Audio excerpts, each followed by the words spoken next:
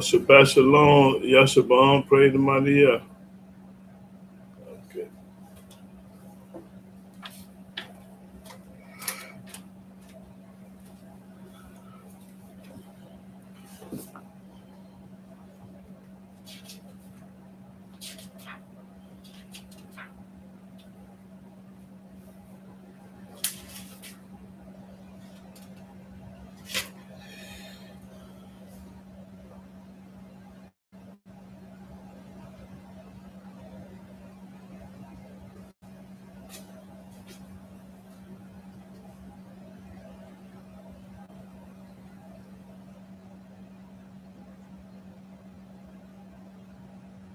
Let's see that blue ball.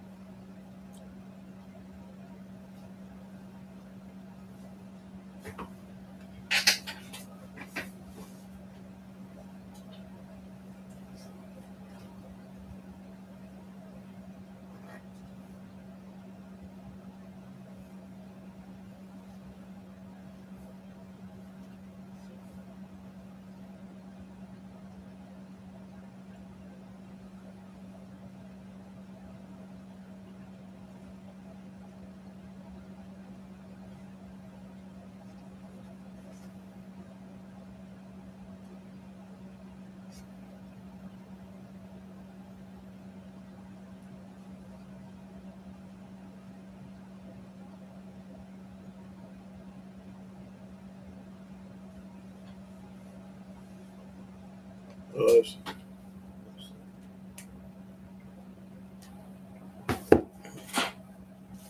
they could end poverty today, but the world is too wicked. That's right. They get no benefit out of helping us poor folk. Okay. Yeah, I'm gonna barbecue them today, though. We're gonna learn a lot about them. When a lot of people get on here, I'm gonna barbecue these rich people. See, it's okay to be rich, but I'm gonna break all that down. Once I go home.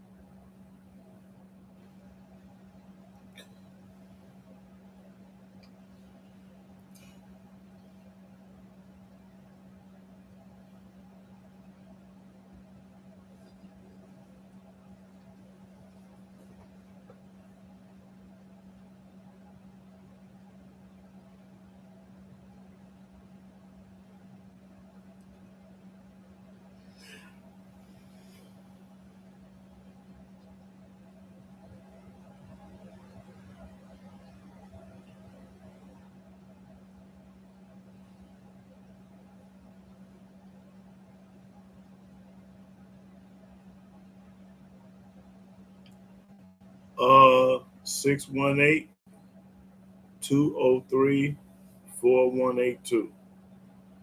Yeah, because I know I hadn't heard from you in a while, bro. You still overseas, over in whatever country that is.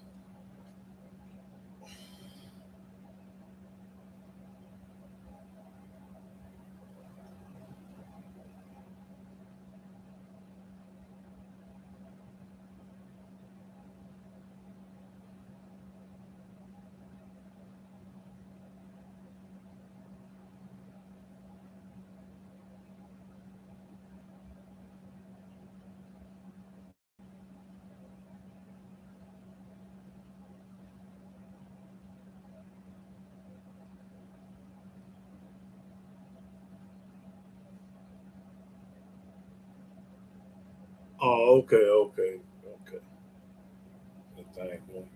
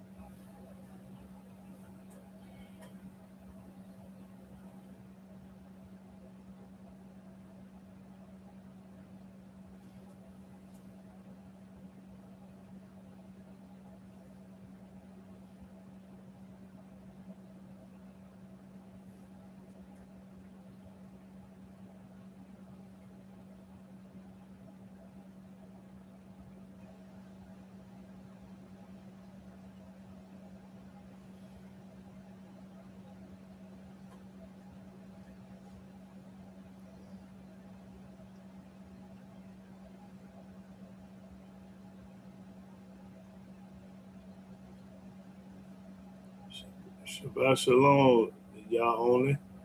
Happy Shabbat, my brother. This is I changed up my YouTube name, but peace and blessing to all praise. Okay. Oh, okay, brother. All right, praise the mighty. Yeah.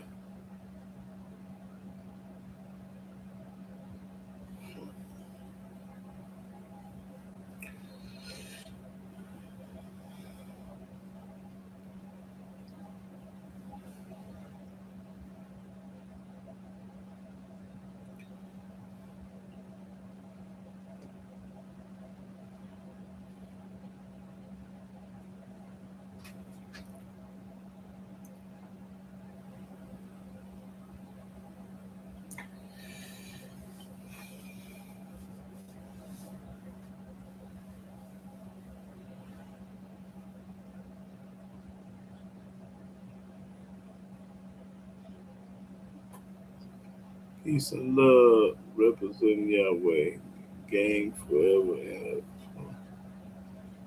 That's right, brother. Yeah, that's right. You said a mouthful. Shalom. Peace and love, respect and have Yahweh, gang forever. Yeah.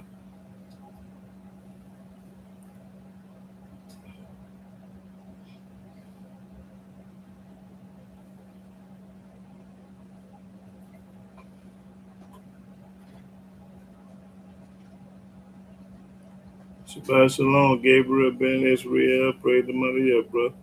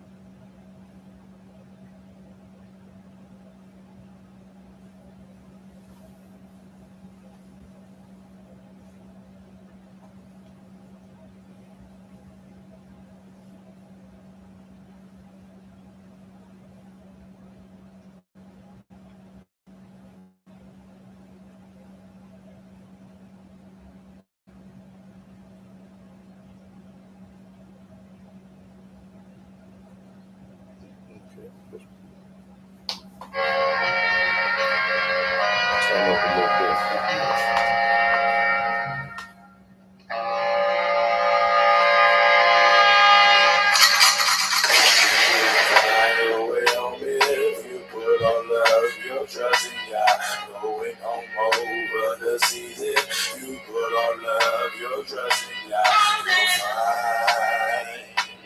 you'll find your way home. You'll find your way. This wicked word is full of treason, treacherous and full of deception, but to keep believing. Hold your faith, stay strong, yeah, the time is coming. You can hide, but you will get hit while you're running. Let me tell you something, satisfaction can never happen. If you don't keep your eyes lost, discover gladness. It gets tragic, ridiculed as a youngster. Tease praying on my knees to the wrong one. In the dumpster is a man searching for some food. Probably lied to us when they said the sky's blue. Malicious with the deeds, I know it's fear that they feeling. Slavery background that we was tilling. Can you feel me in the state losing my sanity? Love feeling pleasure, hate feeling agony. If you look into the skies, you can see the stars. Blowing through the wind, blowing, you can make it far. You can find your way home if you put all love, your trust in God. Going home over the season. You put all love, your trust in God. You'll find your way home. You'll find your way. Tell me what's the reason for revolution? Cheese, looting furniture and TVs on land distribution. I'm shooting for the mill of the barley and the bushels of grain. But all is nothing if we don't call his name. Trusting in him is the only way to win. Turning from our sin, spirits humbling. Seeking God's face to heal our land and destroy this place. Babel, she check, become defect with two ball and me check. Flex, but bless LO. Israel will be cool and mellow. Sunshiny yellow, moon glowing white, yellow deem in the street, elders laughing through the night, glory ascending from the terrible plight, only if we living in Yah's sight, loving my brother and leaving from the strife, trusting in Yah, never leaning on man's life. You can find your way home if you put all love, your trust in Yah, going home over the seas if you put all love, your trust in Yah, you'll find your way home. You'll find your way. A long time ago, Moses warned me. If you do wrong, I did wrong, that's why he sold me. To my enemies, I keep my head above the water. Easily influenced, never met my father. My block is full of murderers and burglars. Jails packed with blacks, the whole world and heard of us. Obliterated my heritage, can't you find it? My generation long gone, we be rolling blinded like bats flying. I got love for all my true soldiers. Praise Yahweh Elohim, I'm sitting on the shoulders. Same trying to find a place where I can escape the reality of pain standing in my face. Show me grace with a long time coming, man. I'm hunting, man, kill off all my foes, I'm gunning, man. If you look into the skies, you can see the stars. Blowing through the wind, blowing, you can make it far. You can find your way home if you put all love, your trust in Yah, going home over the seas if you put all love, your trust in Yah, you'll find, praise Yah, you'll find your way, praise Yah, praise Yah, you'll find your way, you can find your way home if you put all love, your trust in Yah, going home over the seas if you put all love, your trust in Yah, rise on the land, fret not thyself, follow all Yah's commands, all Yah's commands.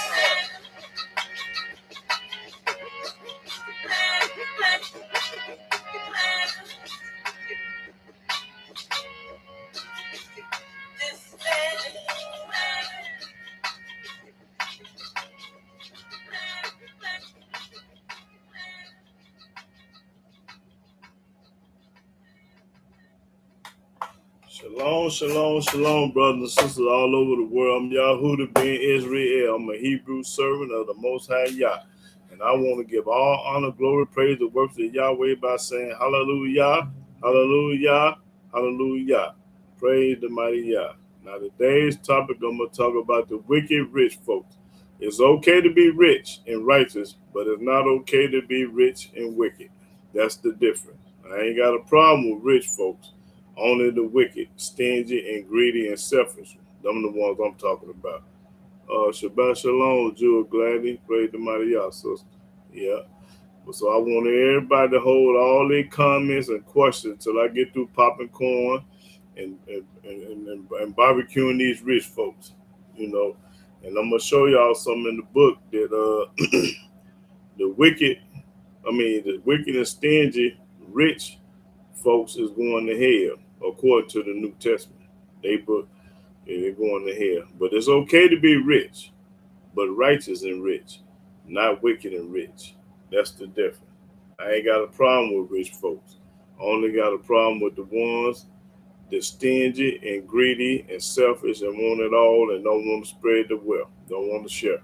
So none of the ones I got a problem with. But let's start off in the book of Genesis. Shabbat Shalom, y'all, son. Genesis chapter, let's go to 13. Now let's talk about the righteous rich people first. I'm going to start off in Genesis chapter 13, verse 1. Genesis chapter 13, verse 1. And Abram went up out of Egypt, he and his wife, and all that he had, and Lot with him into the south. And Abram was very rich in cattle, in silver, and in gold. Now Abraham was very rich. He had plenty of gold, silver, and animals. He was very rich. Now read that second verse again. And Abram was very rich in cattle, in silver, and in gold. Which I said, ain't nothing wrong with being rich, but you got to be righteous and rich. Read. And he went on his journeys from the south even to Bethel, unto the place where his tent had been at the beginning, between Bethel and Hai, unto the place of the altar which he had made there at the first. And there Abram called on the name of Yahweh. He called upon the name of Yahweh. He didn't call upon another God. He only called upon Yahweh. Okay, let's go to Genesis the 14. Genesis 14, I want to start at 18 verse. Genesis chapter 14, verse 18. And Melchizedek, king of Salem, brought forth bread and wine. Now there was a Canaanite priest. Melchizedek was a Canaanite priest. He was the ops. Watch this. Read. And he was the priest of the Most High Elohim. He was the priest of the Most High, but he was not no Israelite. He was a Canaanite. And he blessed him and said, Blessed be Abram of the Most High Elohim, possessor of heaven and earth. That's right. And blessed be the Most High Elohim, which have delivered thy enemies into thy hand. And he gave him tithes of all. Now Abram gave Melchizedek a tenth of all.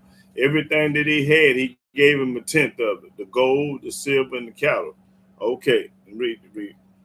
And the king of Sodom said unto Abram, Give me the persons and take the goods to thyself. Now this is talking about somebody else. This is the Sodom and Gomorrah man. Okay, let's go to Genesis 42. So that's where the church folks get their tenth from. They want a tenth of your money, whatever your earnings is. The church, that's where the church got it from. Abram right there. When Abram gave Melchizedek a tenth, that's where they got it from. Okay, 42. Let's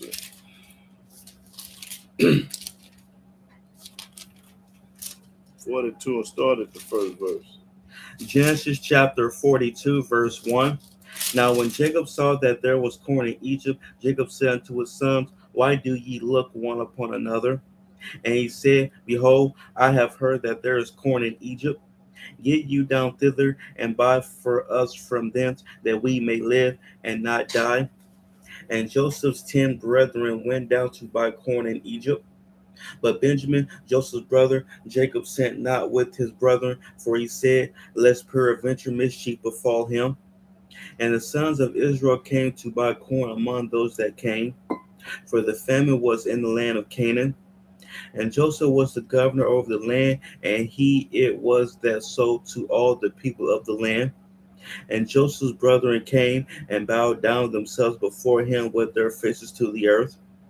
And Joseph saw his brethren, and he knew them, but made himself strange unto them, and spake roughly unto them. And he said unto them, Whence come ye?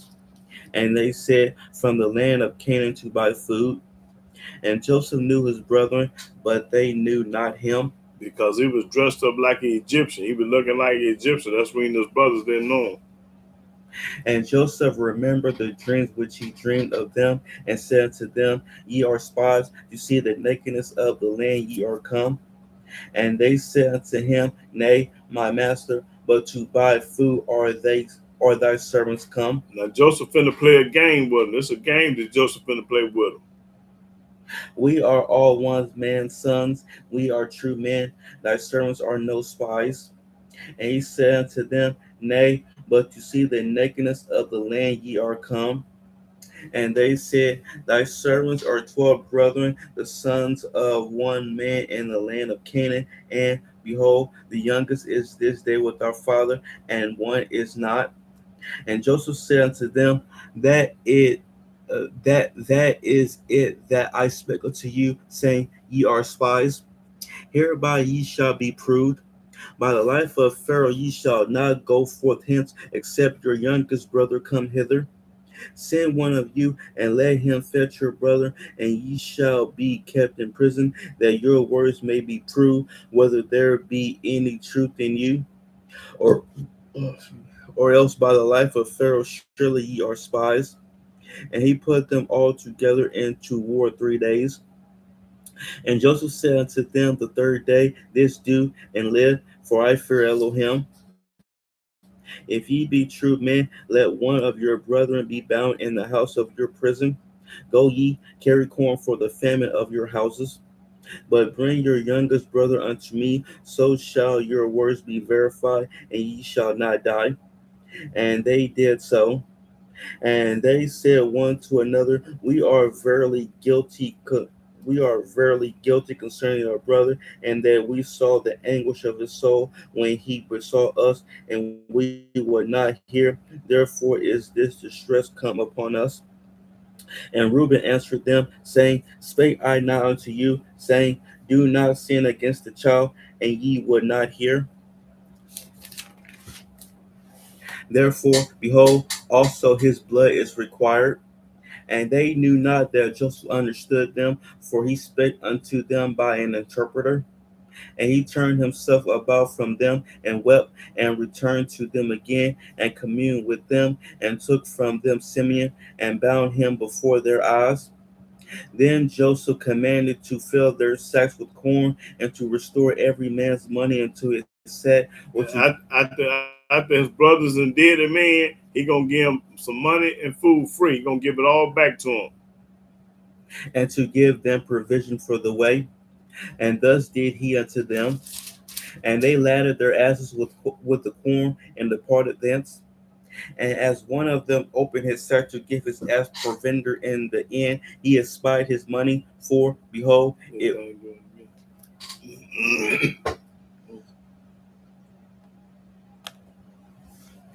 was in the sack's mouth. And he said unto his brethren, My money is restored. Got his money back. And lo, it is even in my sack. And their heart failed them, and they were afraid, saying one to another, What is this that Elohim have done unto us? And they came unto Jacob their father unto the land of Canaan, and told him all that befell them, and told him all that befell unto them, saying, The man who is the master of the land spake roughly to us, and took us for spies of the country. And we said unto him, We are true men, we are no spies. But we be 12 brethren, sons of our father. One is not, and the youngest is this day with our father in the land of Canaan. And the man, the master of the country, said unto us, Hereby shall I know that ye are true men. Leave one of your brethren here with me, and take food for the famine of your households, and be gone. And bring your youngest brother unto me. Then shall I know that ye are no spies, but that ye are true men. So will I deliver you your brother, and ye shall traffic in the land. And it came to pass as they emptied their sacks, that, behold, every man's bundle of money was in his sack. All of them had got their money back. Their money wasn't no good in Egypt. So that's when he gave it back to them. And when both they and their father saw the bundles of money, they were afraid. And Jacob their father said unto them, Me have ye bereaved of my children? Joseph is not, and Simeon is not, and ye will take Benjamin away. All these things are against me. And Reuben spake unto his father, saying, Slay my two sons, if I bring him not to thee. Deliver him into my hand, and I will bring him to thee again. And he said, My son shall not go down with you, for his brother is dead, and he is left alone. If mischief befall him by the way in the which ye go, then shall ye bring down my gray hairs with sorrow to the grave. Okay, read 43 and 1. Genesis chapter 43, verse 1. And the famine was sore in the land. And it came to pass, when they had eaten up the corn which they had brought out of Egypt, their father said unto them, Go again, buy us a little food.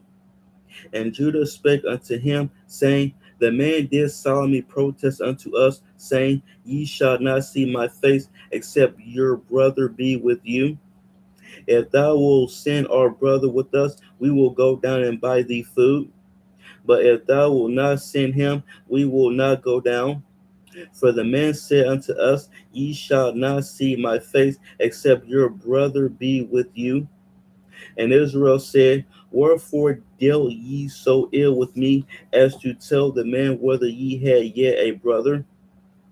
And they said, The man asked us straightly of our state and of our kindred, saying, Is your father yet alive? Have ye another brother? And we told him according to the tenor of these words.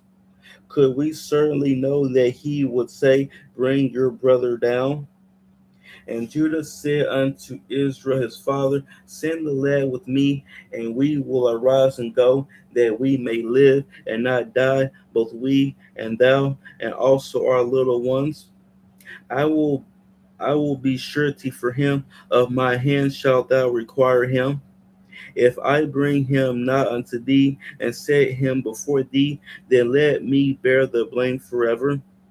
For except we had lingered, surely now we had returned this second time.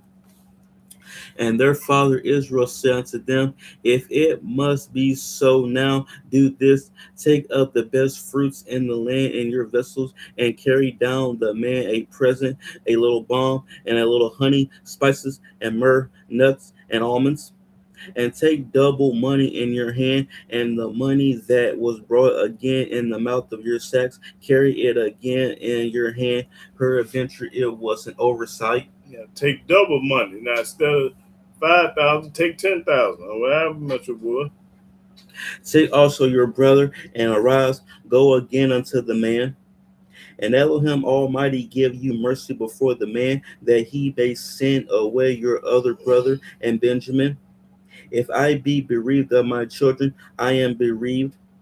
And the men took that present, and they took double money in their hand and Benjamin, and rose up and went down to Egypt and stood before Joseph. Took double money. And when Joseph saw Benjamin with them, he said to the ruler of his house, Bring these men home and slay and make ready, for these men shall dine with me at noon. And the man did as Joseph bade, and the man brought the men into Joseph's house. And the men were afraid, because they were brought into Joseph's house, and they said, Because of the money that was returned in our sacks at the first time are we brought in, that he may seek occasion against us, and fall upon us, and take us for bondmen and our asses. See, they didn't know that Joseph gave the money back. See, they didn't know that. They thought maybe something else had happened. But Joseph gave the money back to him. Read. And they came near to the steward of Joseph's house, and they communed with him at the door of the house, and said, O sir, we came indeed down at the first time to buy food. And it came to pass, and it came to pass, when we came to the end, that we opened our sacks, and behold, every man's money was in the mouth of his sack, our money in full weight. and we have brought it again in our hand, and other money have we brought down in our hands to buy food. Now we done brought the money back. We done brought double back. Read. We cannot tell who put our money in our sacks. And he said, Peace be to you, fear not. Your Elohim and the Elohim of your father have given you treasure in your sacks. I had your money, and he brought Simeon out unto them. And the man brought the men into Joseph's house and gave them water, and they washed their feet, and he gave their asses provender. And Okay, to make a long story short, he gave him the money back again. See, he didn't tell them that he gave him the money back. He wanted them to believe what they want to believe. But Joseph was righteous and gave a double portion after what his brothers had did to him. He still didn't hold no grudges, was angry at him or nothing. He still gave them their money back and the food. Okay, let's go to the Deuteronomy.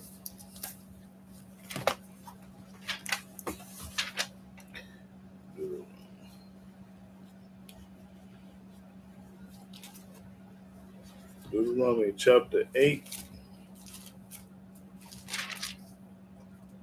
Uh,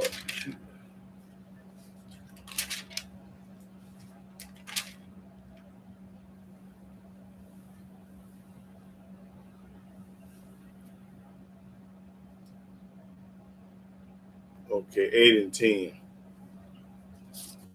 Deuteronomy 8 and 10. Deuteronomy chapter 8, verse 10. When thou hast eaten and art full, then thou shalt bless Yahweh thy Elohim for the good land which he hath given thee. Beware that thou forget not Yahweh thy Elohim, and not keeping his commandments and his judgments and his statutes which I command thee this day. Lest when thou hast eaten and art full, and hast built goodly houses, and dwelt therein, and when thy herds and thy flocks multiply, and thy silver and thy gold is multiplied, and all that thou hast is multiplied, then thy heart be lifted up, and thou forget Yahweh the Elohim. See, when you get rich and get plenty of money, you forget who give it to you. Most people in this world, they think they got it on their own free will.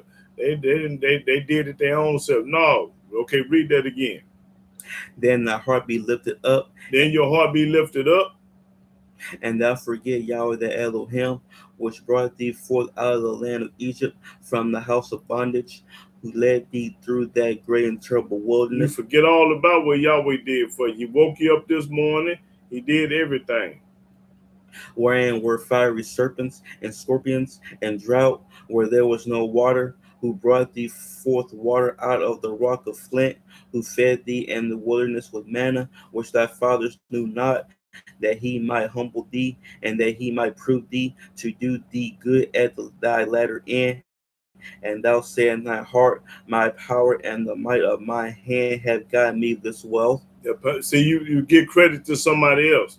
I went to college. I did this. I did that. You don't get a credit to Yahweh, but you give it to somebody else. But thou shalt remember Yahweh thy Elohim, for it is he that hath given thee power to get wealth. It is Yahweh that give you power to get wealth, not your own. Not because you got a master's degree, a college degree, and you've been this way. You did. You was the Almighty the one. Read that verse again. But thou shalt remember Yahweh the Elohim, Remember Yahweh. for it is he that giveth thee power to get wealth. It is He that gets you rich and wealth. Your riches and wealth come from Yahweh. That he may establish his covenant which he swore unto thy fathers, as it is this day. Okay, everybody forgot that Yahweh woke them up this morning for them to go get some money or to get rich. They forget all about that. I went to college and I did this, I did that. They put it on somebody else instead of Yahweh. Okay, let's go to 1 Samuel. I'm gonna let you know that they got it from Yahweh. Okay, 1 Samuel, chapter 2, verse 7. No, verse 7. 1 Samuel chapter 2, verse 7. Yahweh maketh poor, Yahweh maketh the poor, and maketh the rich. Yahweh made the rich. He bringeth low and lifteth up. Okay, that's it. Yeah, that's all I need. Well, no, keep reading. He raiseth up the poor out of the dust, Yahweh take the poor man and give him some money. and lifted up the beggar from the dunghill, to set them among princes, and to make them inherit the throne of glory. For the pillars of the earth are Yahweh's, Everything belong to Yahweh, and he hath set the world upon them. and he has set the world upon them. So Yahweh made the poor and he made the rich. Okay, go to Deuteronomy 32 and 30. No, I don't need that. That's all right. Let's go to 2 Samuel.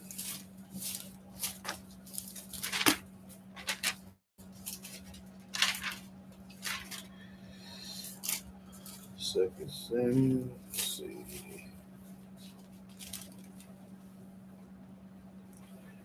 12. Oh yeah, 2 Samuel 12. I start at the first verse. 2 Samuel chapter 12, verse 1. And Yahweh sent Nathan unto David, and he came unto him and said unto him, There were two men in one city. Now he telling him a riddle. He telling him two. Nathan telling the king there were two men in the city. The one rich and the other poor. One was rich and one was poor. He talking about King David was rich and the other man was poor. The rich man had exceeding many flocks and herds. The rich man had everything, but the poor man had nothing save one little ewe lamb. He had nothing but one lamb. But the rich man got plenty of lambs. The poor man got one lamb, which he had bought and nourished up. He bought and nourished up like a pet. And it grew up together with him. Because it was a pet, like a dog or a cat, had it as a pet. And with his children, it did eat of his own meat, and drank of his own cup, and lay in his bosom, and was unto him as a daughter. That's right, just like one of his kids. And there came a traveler unto the rich man. There came a traveler to the rich man. And he spared to take of his own flock and of his own herd. He didn't want to take none out of his own flock and own herd. To dress for the wayfaring man that was come unto him. He didn't want to kill none of his animals and get to the man. But took the poor man's lamb and dressed it for the man that was come to him. But he took the poor man's lamb and dressed it. This man didn't have, he was poor and only had one lamb, and he treated it like an animal, a dog or a cat as a pet. And King David, and this is King David that's talking about now. Watch this. And David's anger was greatly kindled against the man. And David didn't know it was talking about him. It was, and so when Nathan was telling him this story, the King David got mad. And he said to Nathan, As Yahweh liveth, the man that have done this thing shall surely die. Now he said the man that did this should die, but he don't know he's talking about himself. And he shall restore the lamb fourfold. He's supposed to give him 4 lambs. Since he killed his one, he got to give him 4. Because he did this thing, and because he had no pity. Because this man didn't have no pity. And Nathan said to David, Thou art the man. You are the man. You the rich man that took this man's lamb and killed it. You the man that did this. Read. Thus saith Yahweh Elohim of Israel, I anointed thee king over Israel. I anointed you king over Israel. And I delivered thee out of the hand of Saul. And I'm the one stopped Saul from killing you. And I gave thee thy master's house. I gave you master's houses, King David. And thy master's wives. And I gave you plenty of wives, King David. Thy bosom. And gave thee the house of Israel and of Judah. And if that had been too little. And if that wasn't enough, King David, if that wasn't enough, I would moreover have given unto thee such and such things. I would give you way more than what you had. If that wasn't enough, I would have gave you way more than what you had. Read. Wherefore hast thou despised the commandment of Yahweh? Why did you despise the commandment of Yahweh, King David, by doing this to that man?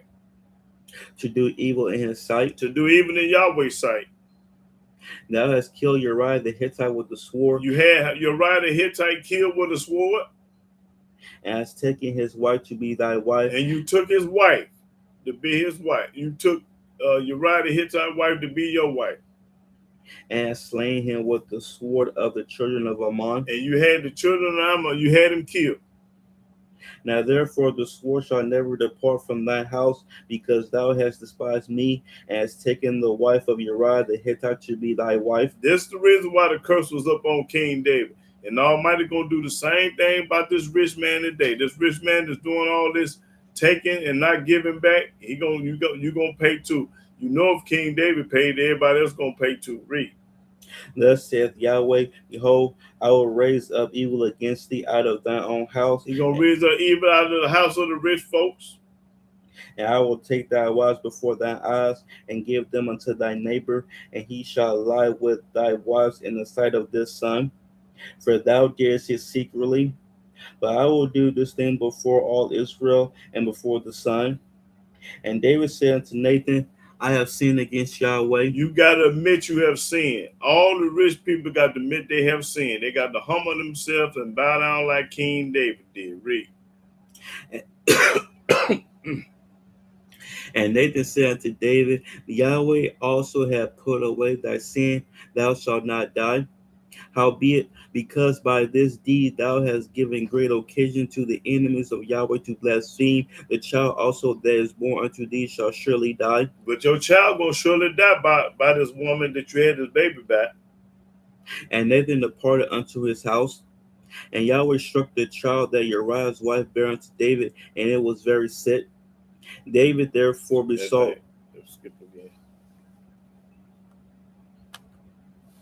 David therefore besought Elohim for the child, and David fasted and went in and lay all night upon the earth. But it didn't do no good, because he had sinned against the Most High Yah.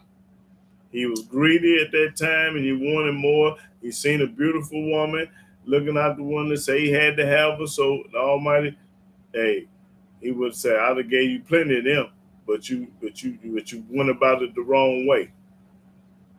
And the elders of his house arose and went to him to raise him up from the earth, but he would not, neither did he eat bread with them.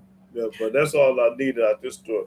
But I'm just letting the people know that you can be too greedy, and when you're greedy, you're lustful and do it the wrong way, and you have to pay for it. Let's go to Job. Like I say, ain't nothing wrong with being rich. There's something wrong with being greedy and rich. Job 27, let's see.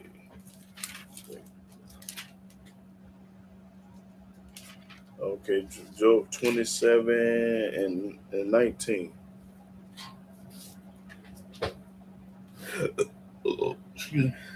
Job chapter 27, verse 19.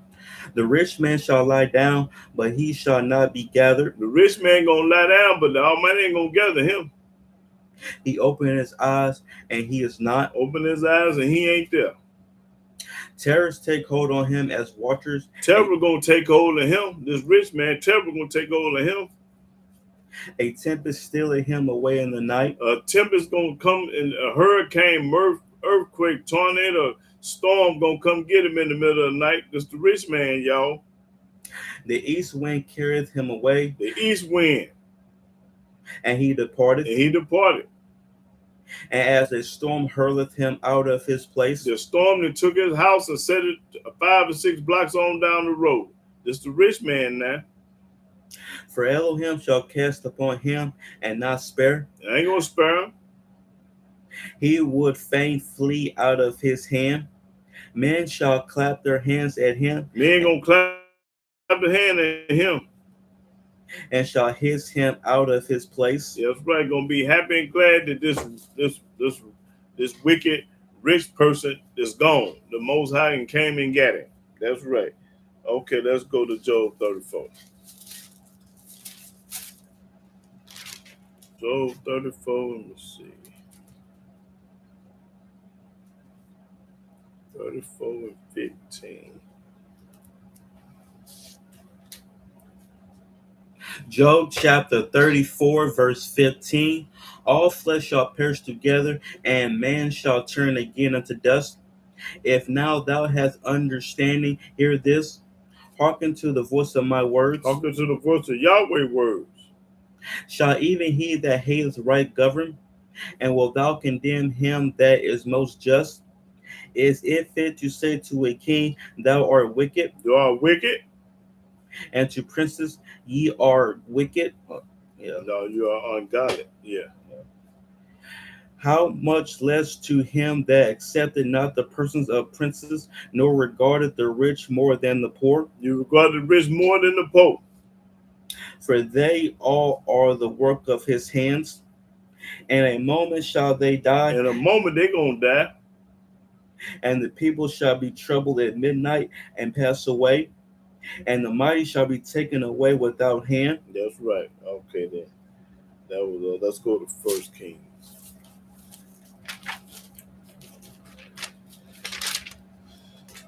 First Kings.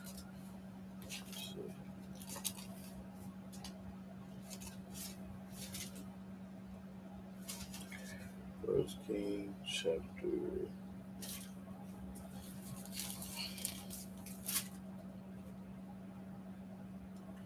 First Kings chapter 3, verse 11.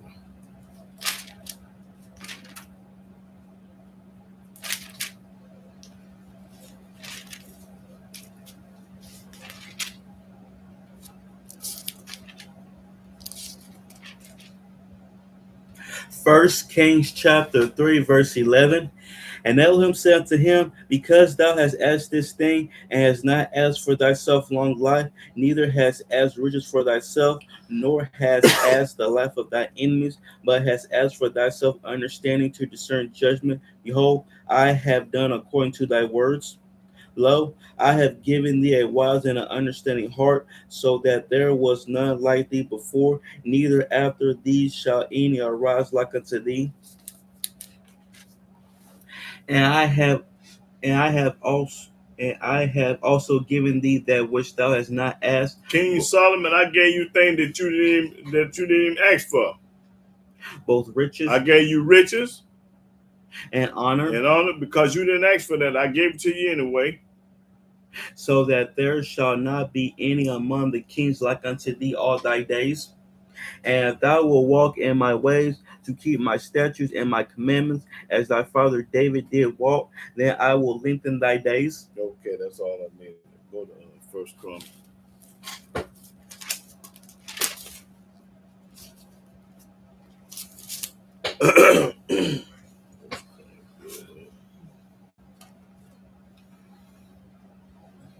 Okay, First Chronicles 29.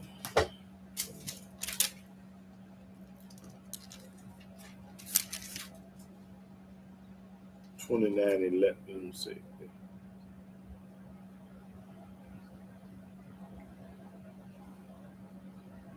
Okay, 10. Start at 10 verse. First Chronicles chapter 29, verse 10. Wherefore David blessed Yahweh before all the congregation. And David said, Blessed be thou, Yahweh, Elohim of Israel, our Father, forever and ever. Thine, O Yahweh, is the greatness and the power The greatness and the power and the glory and the glory and the victory and the victory and the majesty. and the majesty. For all that is in the heaven and in the earth is thine. Everything belongs to Yah. Thine is the kingdom, O Yahweh, and thou art exalted as head above all. Yahweh, the head of everybody. Both riches and honor come of thee. Both riches and honor come from Yahweh. Riches and honor come from Yahweh, not yourself, not your master's degree, college degree, none of that. Read it again.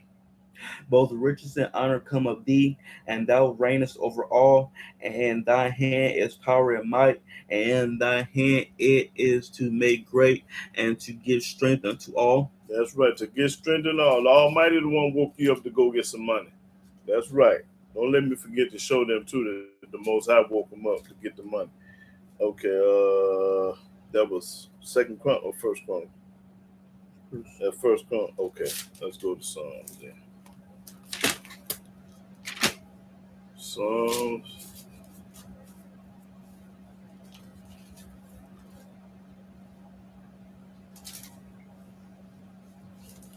Psalms 37. and 11 verse. Yeah, Psalms. Let's see. Okay, let's start the 9th verse. Psalms chapter 37, verse 9. For evildoers shall be cut off, All the evildoers gonna be cut off. The rich folks, the rich evil folks. but those that wait upon Yahweh, But the rich people that wait up on Yahweh, they shall inherit the earth. they gonna have the earth. For yet a little while, and the wicked shall not be. In a little while, wicked gonna get their head knocked off. Yea, thou shalt diligently consider his place, and it shall not be. But the meek shall inherit the earth, and shall delight themselves in the abundance of peace. The wicked plotted against the just, and gnashed it upon him with his teeth. The wicked always mad at the righteous. Yahweh shall laugh at him, Yahweh gonna laugh at the wicked. for he seeth that his day is coming. His day coming. Just be patient. The wicked have drawn out the sword, and have bent their bow to cast down the poor and needy, The wicked, the rich folks, that's what they do. and to slay such as be of upright conversation. Their sword shall enter into their own heart, They're gonna kill their own self, commit suicide, and their bows shall be broken. and the gun ain't gonna work. A little that a righteous man hath is better than the riches of many wicked. It's better than the riches of many wicked. For the arms of the wicked shall be broken, The rich people all gonna be broken. The rich wicked, but Yahweh upholdeth the righteous. but Yahweh uphold the rich right, the rich righteous. Yahweh knoweth the days of the upright, He know the days of the upright rich person. and their inheritance shall be forever. That's right. They shall not be ashamed in the evil time, In evil time, they ain't gonna be ashamed. and in the days of famine they shall be satisfied. And when ain't nobody eat, when all the rich stingy people gonna be suffering, and the rich righteous people gonna be living, having a ball. Okay, that's all I needed. Let's go to 49.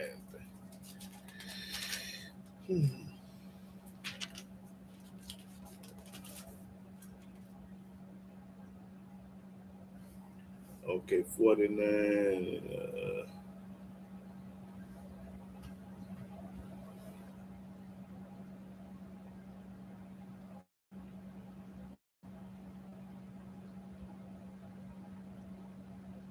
Start the first verse. Psalms chapter 49, verse 1. Hear this, all ye people. Yahweh say, "Hear this, all you people. Give ear, Listen, all ye inhabitants of the world, everybody in the world. Listen, both low and high, both low and high. Talking about everybody, rich and poor, rich and poor. Talking to y'all too. together. My mouth shall speak of wisdom, and the meditation of my heart shall be of understanding. I will incline my ear to a parable. I will open my dark saying upon the heart. Wherefore should I fear in the days of evil, when the iniquity of my heel shall compass me about? They that trust in their wealth and boast themselves in the multitude of their riches, Everybody that trusts in their money, and their wealth, and riches. none of them can by any means redeem his brother, Can't none of y'all redeem your brother when the Almighty finna get ready to knock his head off. I don't care how much money you got. The Almighty don't want no money. nor give to Elohim a ransom for him. You can't give Yahweh no money for him. You can't give him no 10 Maseratis and Cadillacs and Bentleys. They don't want that. Read that again. None of them can by any means redeem his brother, None of them. None of the wicked, right, rich people. None of y'all. nor give to Elohim a ransom for him. You can't give me no money for nobody when I'm ready to knock your head off. For the redemption of their soul is precious, and it ceases forever, that he should still live forever and not see corruption. You mean tell me he gonna live forever and not see corruption? For he said that wise men die, likewise the fool and the brutish person perish and leave their wealth to others. And leave their wealth to others. Okay, then that was 49. Let's see.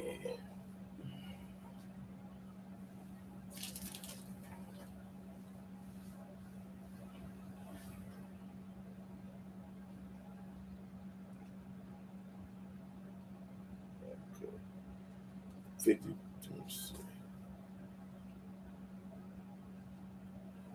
52 and 6. Yeah, Psalm 52 and 6. Psalms chapter 52, verse 6. The righteous also shall see and fear and shall laugh at him. The righteous gonna laugh at him.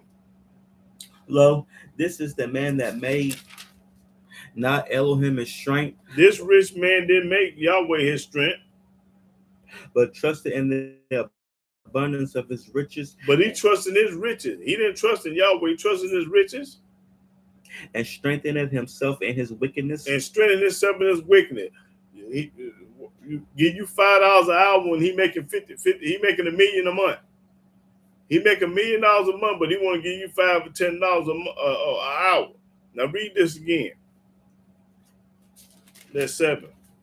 Lo, this is the man that made not Elohim his strength. These are the rich folks that didn't make Yahweh their strength. These are the stingy, wicked, ungodly rich folks.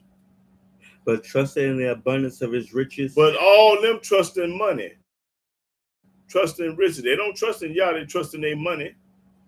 And strengthened himself in his wickedness. And strengthen himself. He want to give you $5 or $10 an hour when he making $1 million a month. That kind of stuff. It shouldn't be a person in the United States making less than $25 an hour. I don't care where he at. If you live in the United States, you're supposed to be at least, the least you're supposed to be getting is $25 an hour. And I don't care what kind of job it is. I don't care what it is. These people making millions and billions and $1 trillion a month in a year, and they want to pay you peanuts and shortchange you, want to overwork you and underpay you. The Almighty gonna knock your head off of that. Them the wicked righteous, the wicked rich people. Read. I am like a green olive tree in the house of Elohim. But I'm like a green olive tree. I trust in the mercy of Elohim forever and ever. I trust in Yahweh. I will praise thee forever. I'm gonna praise Yahweh, not my money.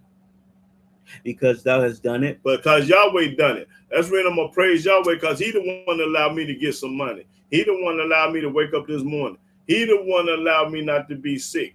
Yahweh done it.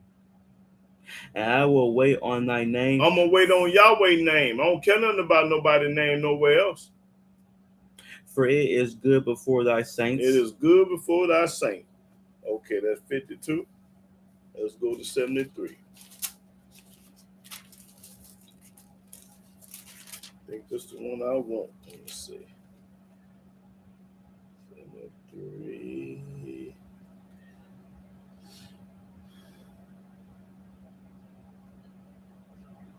Okay, started.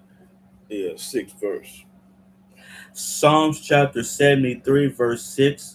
Therefore pride compasseth them about as a chain, violence covereth them as a garment. Their eyes stand out with fatness. They have more than heart could wish. They have more than heart could wish. They have more than their heart can wish for. They are corrupt. They are corrupt. And speak wickedly and concerning. They speak wickedly concerning oppression. Concerning oppression. They speak loftily. They set their mouth against the heavens, and their tongue walketh through the earth. Therefore his people return hither, and waters of a full cup are run out to them. And they say, how doth Elohim know? And they say, how do Yahweh know? And is there knowledge in the Most High? Is there any knowledge in trying to belittle the Most High? Behold, these are the ungodly. These are the wicked who prosper in the world. These are the ungodly people that prosper in the world. The ones that doubt the Most High, criticize the Most High, and say this and that. These are the ones that prosper in the world. They increase in riches. They increase in their riches. But I'm going to read it again, the 11th verse. It say, and they say, how do Elohim know? How do we know everything? And there is no knowledge in the Most. There ain't no knowledge in him. That's what the scientists say. When it's talking about global warming and all, get the thing off there. When they say global warming and all that, they want to put it on science and all that stuff. No, Yahweh do it all. And these the people that, and they say, behold, these are the ungodly who prosper in the world, that don't believe in Yahweh, they increase in riches. They increasing in riches by getting over on the Pope. Pay you $10 an hour, he making $1 million a month. That's how he prosper in the world. He gonna overwork you and underpay you. He ain't gonna give you no fair shot. But I'm gonna tell a story when I get through popping corn about what happened to me. Okay, that was what was that, 73? Yeah. Okay, let's go to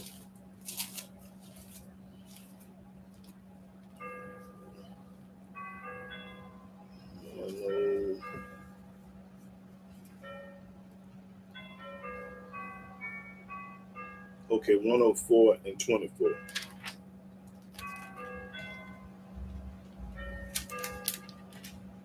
Psalms chapter 104, verse 24. O Yahweh, how manifold are thy works, and, I manifold are your works, and wisdom hast thou made them all. and you made wisdom. I mean, through wisdom made them all. The earth is full of thy riches. The earth is full of Yahweh riches. The gold, the diamonds, the silver, the brass, the iron, the steel, everything come out the earth. That's what it mean by the earth is full of his riches, because everything come out the ground, came out of Yahweh earth. The gold and everything, silver, diamonds, everything. Okay, let's go to 112.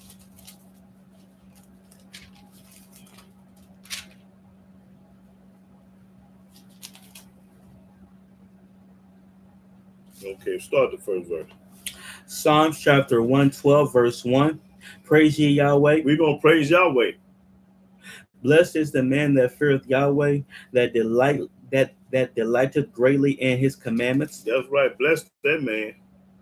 His seed shall be mighty upon earth. His seed, his children gonna be mighty upon earth. The generation of the upright shall be blessed. The generation to come gonna be blessed. Wealth and riches shall be in his house, Wealth and riches gonna be in the righteous house. and his righteousness endure forever. All right.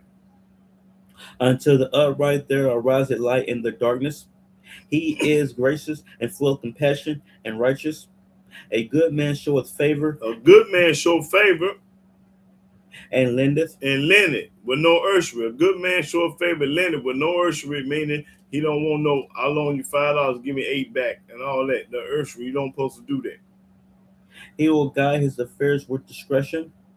Surely he shall not be moved forever. The righteous shall be in everlasting remembrance. He shall not be afraid of evil tidings. He ain't gonna never be afraid of evil tidings. His heart is fixed. Because his heart is fixed. He ain't gonna change because somebody showed him a verse in another book. Trusting in Yahweh. We trust in Yahweh over here. His heart is established. He shall not be afraid. His heart is established. He ain't gonna be scared of nothing Until he see his desire upon his enemies. until Yahweh kill all my enemies. You're gonna see your desire because you pray that Yahweh kill all your enemies. He hath dispersed. He hath given to the poor. He has given to the poor. His righteousness endure forever. His horn shall be exalted with honor. The wicked shall see it. The wicked gonna see it and be grieved. He shall gnash with his teeth and melt away. The desire of the wicked shall perish. The desire of the wicked gonna perish. The wicked rich folks gonna perish. Okay, that's 112. Let's see.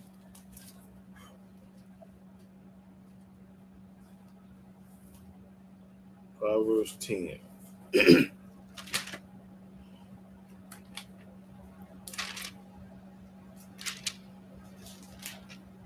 Proverbs 10 start at the 14. Proverbs chapter 10, verse 14. Wise men lay up knowledge, but the mouth of the foolish is near destruction. The rich man's wealth is his strong city. The rich man's wealth is his strong city. He counting on his city. The destruction of the poor is their poverty. It's our poverty. That's right. Okay, now skip on down to 22. Verse 22. The blessing of Yahweh, it maketh rich, and he added no sorrow with it. That's right. The blessing comes from Yahweh. Okay, let's go to 11. Proverbs 11 and 4. Proverbs chapter 11, verse 4. Riches profit not in the day of wrath. Your riches can't save you when all money sitting there, hurricane, earthquake, and storm slide through your house. Read it again. Riches profit not in the day of wrath, Your riches can't save you, but righteousness delivereth from death. but the righteous going to be delivered from death. Okay, let's skip on down to 16. Verse 16. A gracious woman retaineth honor, A gracious woman retain the honor, and strong men retain riches. and a strong man retain riches. All he worried about is his money. Okay, let's go to 28. Skip on down to 28.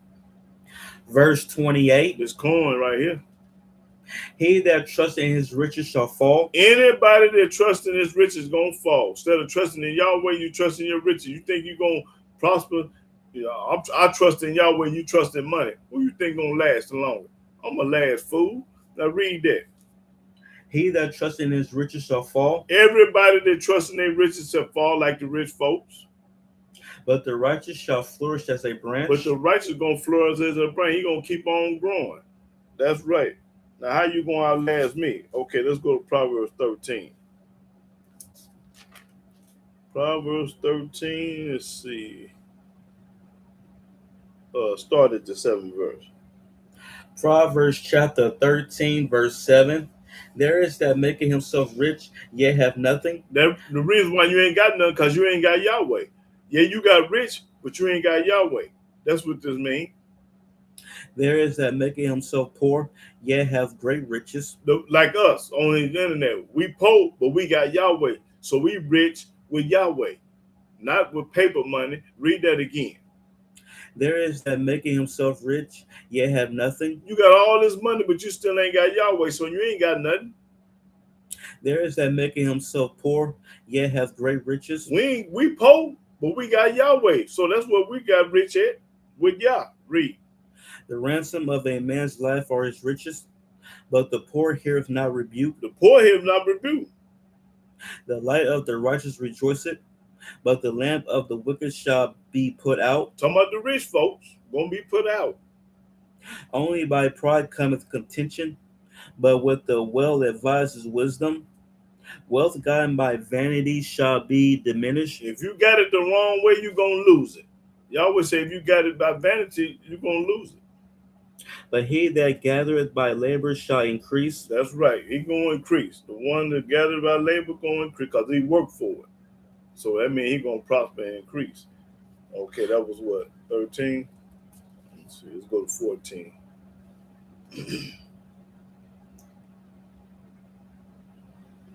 Okay, this is me right here, 14 and 20.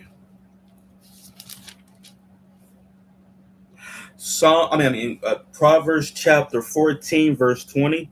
The poor is hated even of his own neighbor. So everybody hate the Pope. Nobody want to have nothing to do with the Pope. Now, if I was rich and had plenty of money, everybody be listening to me. But by me not having no money and being Pope, they don't want to hear me. Read that again. The poor is hated even of his own neighbor. Even your neighbors hate you because you Pope. But the rich hath many friends. But the rich folks got many friends. Let me give y'all a prime example. If I go in a barber shop and I'm a poor man, and here go Michael Jordan, he a rich man. I sat down in the seat to get my hair cut or whatever. He charged me $30. He charged Michael Jordan nothing. Oh, that's on the house, brother. You know, we glad to see you, and we glad you stopped in our town. You know, and you know this, that, and other. His haircut is free. The poor got to pay, and the rich don't. If Oprah going to let's say going and buy her a Louis Vuitton purse, they gonna give it to her. But if your wife or your girlfriend go in that same store, they gonna charge her, or that'll be $300. But they let Oprah get it for free. See, they give to the rich, but take from the poor. They call themselves being nice, you know, to the rich. You know, that's wrong. You're supposed to give to the poor and tax the rich. Now, what Michael Jordan supposed to do is pay for everybody in the store. Now, this is what a righteous person do. If it's 100 people in the store, line them up. Oprah supposed to stay there and pay for everybody's stuff in the store. You got enough money to buy everybody's grocery in the store or wherever y'all at shopping. Michael Jordan, all y'all got plenty of money. Y'all supposed to be breaking bread. These people supposed to be breaking bread because they got it to break bread. We ain't got it like that. How can we break bread? You can't get blood from a turnip. Meaning a turnip ain't no blood, so you can't get it from a turnip because it ain't blood. So what verse was I keep reading? But we're gonna talk when I get done though. What was I at? 21. Okay, what chapter? Oh, 14. Okay, 14, and I was at. Okay, read that. I just want that 20. The poor is hated even of his own neighbor, Everybody hate the poor, but the rich hath many friends. but everybody want to be around somebody rich. Everybody want to listen to somebody rich. Rich got way more friends than the poor man. Don't nobody want to see the poor coming, but here comes the rich man. Everybody cheering him on. Okay, that was Proverbs 14. Okay, let's go to 18.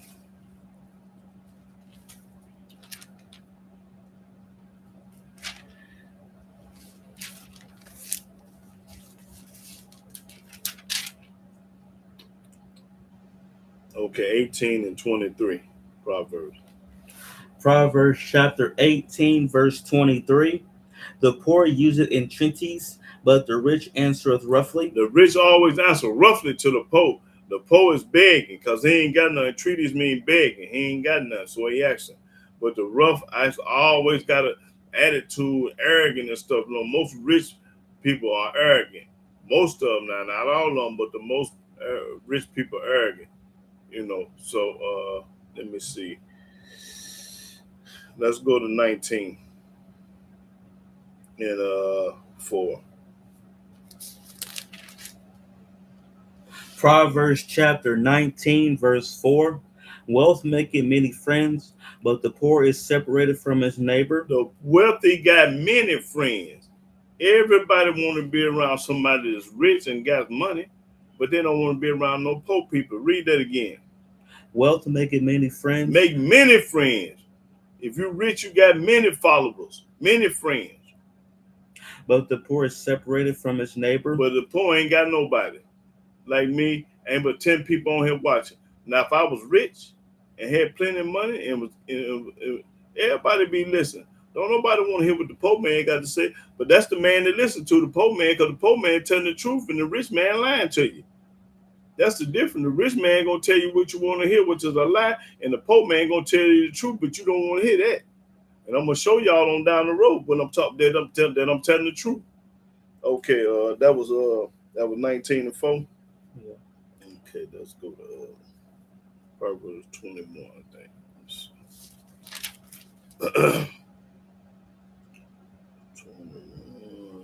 see. Okay, 21 and 17.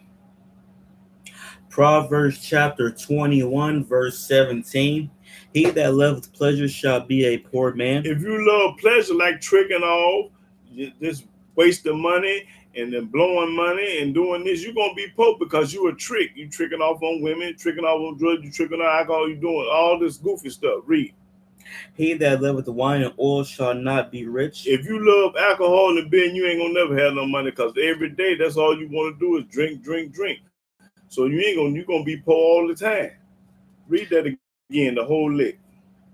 He that loveth pleasure shall be a poor man. A person that love to spend money, love to go out, love to do this, love to do that, splurge, ain't gonna have no money. He that loveth the wine and oil shall not be rich. You want to drink that Cavasse, Hennessy, Crown Royal, that high stuff, and drink beer and stuff, the Budweiser, the Michelob, and Lauren Brown, and Heineken. Them beers cost money, and that stuff gonna keep you broke. You ain't gonna never have nothing doing that. All right, you got to know when to hold them and when to fold them. Okay, let's go to Proverbs 22 and start at the first verse. Proverbs chapter 22, verse 1. A good name is rather to be chosen than great riches. The book says rather to have a good name than to be rich. When somebody speak on a person, they're going to say something good about it. He might have been rich and right, rich and no good. Man, I'm glad he gone. He wasn't no good, rotten, dirty son of a whatever. You know, talk bad about it. Read. And loving favor No, rather. read that. Start over to go. Perfect. A good name is rather to be chosen than great riches. I'd rather have a good name in the street than be rich. And loving favor rather than silver and gold. That's right. The rich and poor meet together. The rich and the poor meet together. Yahweh is the maker of them all. Yahweh is the maker of the rich man and the poor man. Everybody that's got money in this world, what's that man that's got $1 trillion? They say now, Elon Musk. You got that money from Yahweh, and you supposed to be breaking bread, looking out and doing righteousness with it, passing out money. You supposed to go to the poorest neighborhoods in the world and just throw a bag, a pillowcase of $100 bills out for the poor people. That's the kind of stuff you're supposed to be doing. You know, you're supposed to be righteous with it. Read. A prudent man foreseeth the evil and hideth himself, but the simple pass on and are punished. By humility and the fear of Yahweh are riches and honor and life. Thorns and snares are in the way of the forward. He that doeth keep his soul shall be far from them. Train up a child in the way he should go, and when he is old, he will not depart from it. Train a child up in this Bible, and when he get old, he ain't gonna forget it. He ain't gonna depart from it. Read. The rich rule over the poor. The rich always rule over the poor, because when you go to work, you poor and they rich. If you work for a company like Amazon, a Target, a Walmart, a McDonald's, you poor because they the one getting rich. Okay, say the rich rule over the poor, so whoever own McDonald's rule over us. And the borrower is servant to the lender. And the borrower is a servant to the lender. Meaning he's a servant, you got to pay it back. He's a servant to the lender. He that soweth iniquity shall reap. That's all I need right there. I want skip on down to the, let's see. Let's see. 16 verse. Verse 16. He that oppresseth the poor to increase his riches. Everybody's getting over on the poor to be rich. And he that giveth to the rich shall surely come to want. That's what I just made that statement. We go to the barbershop, they're going to let Michael Jordan, he free, and I got to pay. They ain't going to charge him. So you're going to be poor one day if you keep doing that. Read that again. He that oppresseth the poor to increase his riches. You oppress the poor to keep the rich. You pay a person $5 an hour when you're making $1 million a month. That's what this make. Get the thing over there. You ain't right. Like I said, ain't nobody in America supposed to be making less than $25 an hour. I don't care what kind of job he do. Read. And he that giveth to the rich shall surely come to want. And that's what this world do. Get to the rich. Oprah, anybody that's a celebrity and got plenty of money, they go to McDonald's, it's free. Wendy's is free. Steak and Shake is free. Walmart is free. They ain't got to pay, but they're going to tax you. They're going to bust you in the head. Because why? You poor. You ain't nobody to them. So when you ain't nobody, you're going to have to pay in this world. Okay, no, that's all one thing. Let's go to 23. Okay, 23 and 1. Proverbs chapter 23, verse 1. When thou sittest to eat with a ruler, consider diligently what is before thee. When you sit down with rich folks, rich, wicked people, the stingy, greedy, and selfish, and want everything, that's what they're talking about. When you sit down and eat with them, watch this. The book gonna put you up on game. This game, y'all, watch this.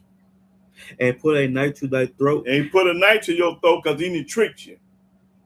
If thou be a man given to appetite. If you be a man given to appetite.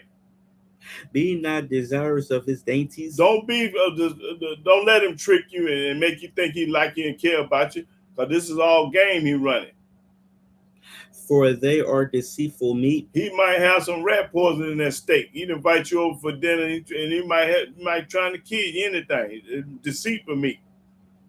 Labor not to be rich. Don't try to be rich. Cease from thy own wisdom. Because that's your own wisdom. You want to be rich because everybody else rich. It's convenient. It's this, that, and other. Don't be, just be want to pay your bill, but not be rich. Wilt thou set thine eyes upon that which is You not? gonna set your eyes on what is not. For riches certainly make themselves wings, they fly away as an eagle toward heaven. Eat thou not the bread of him that hath an evil eye, Don't eat with the bread of the evil eye person. neither desire thou his dainty meats. For as he thinketh in his heart, so is he. As he think in his heart, he just like that. What he think in his heart, that's what he is. He ain't no good. Eat and drink, saith he to thee, but his heart is not with thee. But he don't care nothing about you. He don't care nothing about you. Cause soon we the first fired and the last hired, they get rid of that, put somebody else in position. Listen, I knew this. I'm gonna tell some stories, y'all. When, and they gonna be true and facts. When I get, don't let me forget nothing, but I can't stop right now. But let me remember to tell these stories that I got to tell. Now, what was that? 23. Yeah. Okay. 27.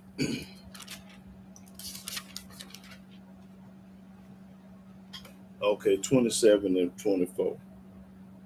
Proverbs chapter 27, verse 24.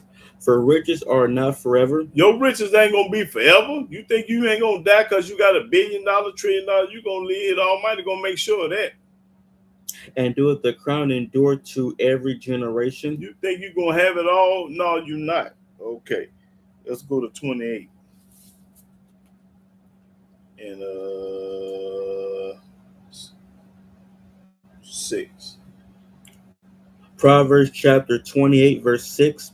Better is the poor that walketh in his uprightness It's better for a poor man to walk in his uprightness than he that is perverse in his ways, though he be rich. though he be rich. Mean the rich ain't worth 2 dead flies if he ain't right. Okay. Uprightness mean keeping the laws, the commandments, statute, and judgment. That's the uprightness. Read that again. Better is the poor that walketh in his uprightness As long as he walking in this upright, he poor, he gonna be all right. than he that is perverse in his ways, though he be rich. So he be rich. Okay, let's skip on down to 11. Verse 11. The rich man is wise in his own conceit. The rich man is wise in his own conceit, because most of them is conceit. Look up the word conceit. Conceit.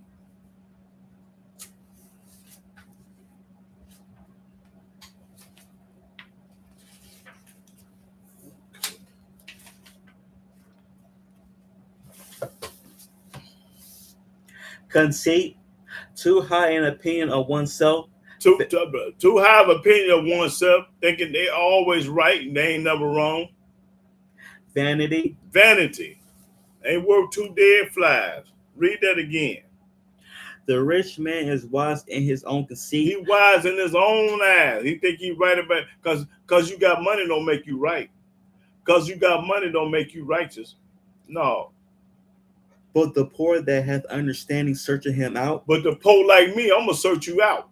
If I'm around any rich man, I'm gonna know whether he fake or he phony. That's right. You only fooling yourself. You can't fool me. And I read that again, because the Almighty gonna give me wisdom, knowledge, and understanding to know the difference between a wicked rich person, a wicked rich person, and a righteous rich person. Read that again. The rich man is wise in his own conceit. In his own conceit. He ain't trusting in y'all, he trusts his own conceit.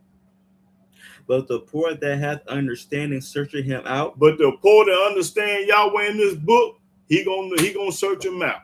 You can't tell me no anything. You can't pee on my head and tell me it's raining outside. No.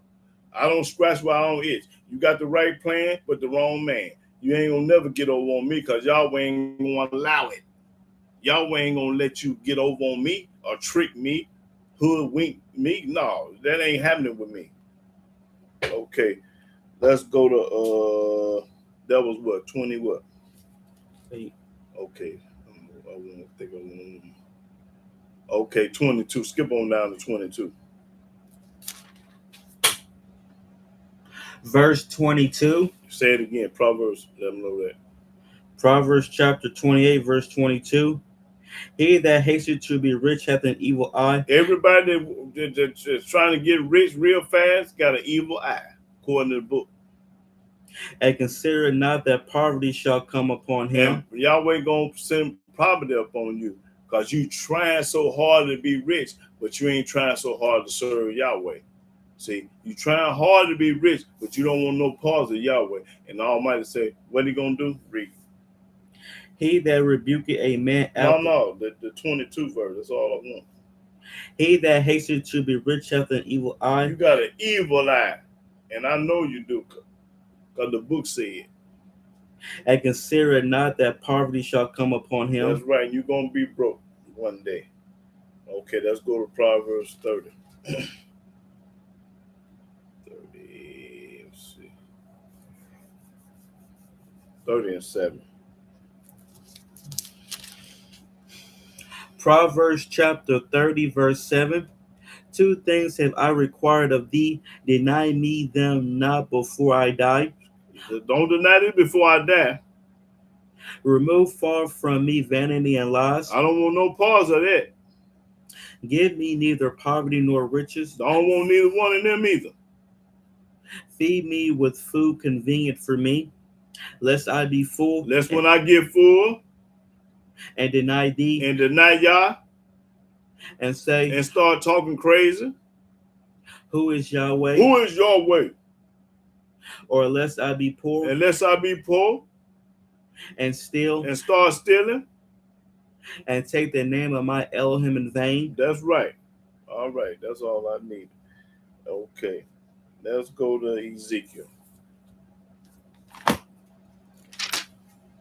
Let's see what happened to Tyrus over here in Ezekiel. Let's see.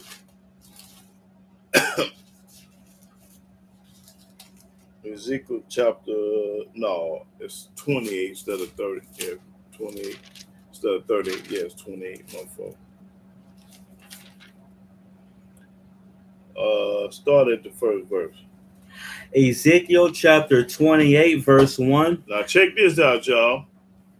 The word of Yahweh came again unto me, saying, Son of man, say unto the prince of Tyrus. This the prince of Tyrus.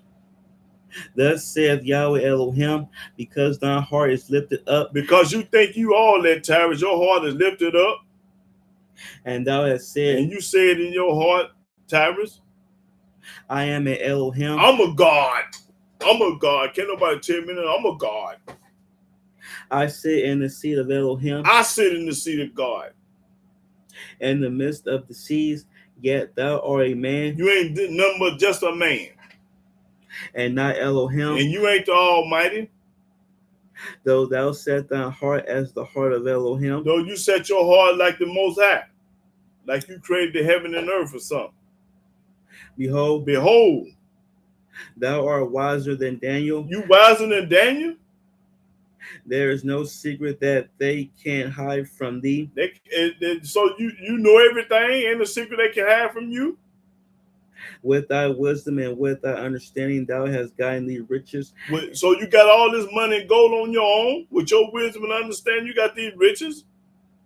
And hast gotten gold and silver into thy treasures. You got all this by your wisdom, Tyrus? By thy great wisdom and by thy traffic hast thou increased thy riches, and thy heart is lifted up because of thy riches. And your heart is because you think you all that. Now, see, when people get money, they change. Most people get rich, they change up on you. They stop speaking, stop coming around, stop doing a lot of stuff. Therefore, thus saith Yahweh Elohim. Therefore, thus saith Yahweh, watch this. Because thou hast set thy heart as the heart of Elohim. Because you trying to be like the Most High.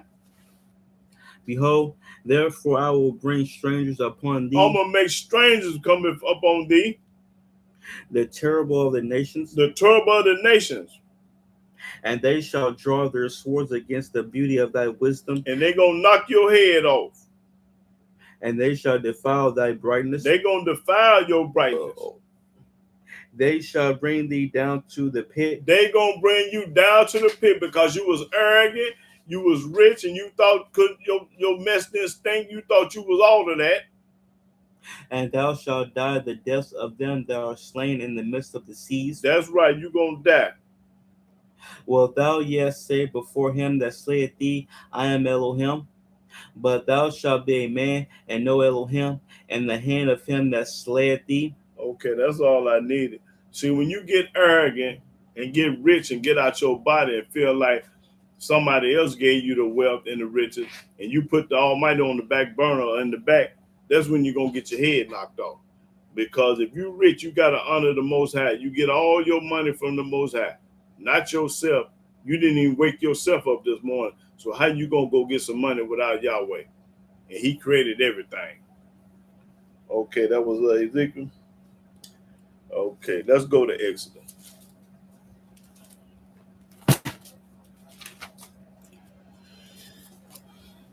Exodus.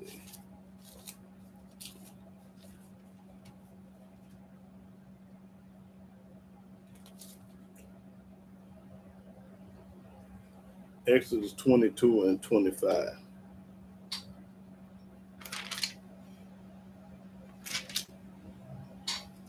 Yeah, Exodus 22 and 25.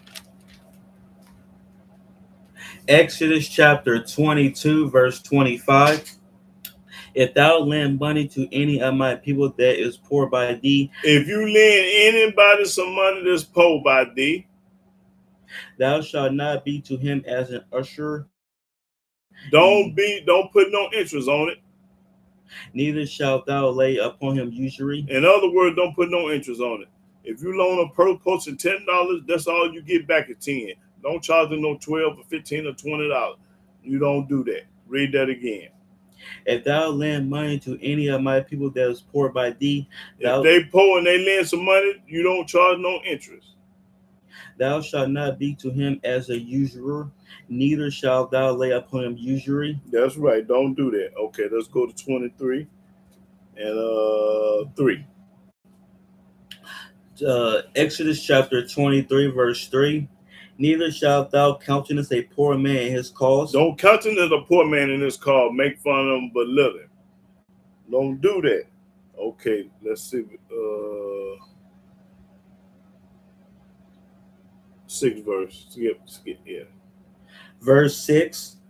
Thou shalt not arrest the judgment of that poor in his cause. Don't take force or arrest me. Take force. Okay, let's go to Deuteronomy.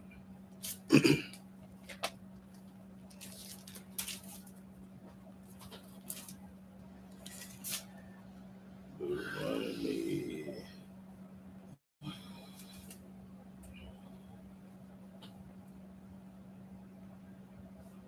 Okay, Deuteronomy 16 and 17.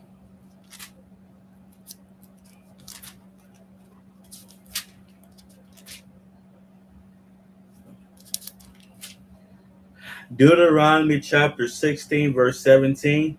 Every man shall give as he is able, according to the blessing of Yahweh the Elohim which he hath given thee. When Yahweh bless you, you're supposed to bless somebody else. Just like Yahweh give you $1 billion, $1 million, you're supposed to be passing out. You're supposed to be passing money out with no interest. Now read that again. Every man shall give as he is able. If you able, you're supposed to be giving. If you can afford to get that money away, you're supposed to be giving. I ain't talking about the poor now. I'm talking about these people that got these billions and trillions of dollars. You're supposed to be giving it away. Read. According to the blessing of Yahweh the Elohim which he hath given thee. That's right, because the Yahweh give it to you, you're supposed to give it too. He bless you, you're supposed to bless others. Read. Judges and officers shalt thou make thee in all thy gates, which Yahweh the Elohim giveth thee. Give it thee. Throughout thy tribes, and they shall judge the people with just judgment. Okay, that's all I need now. Go to Leviticus.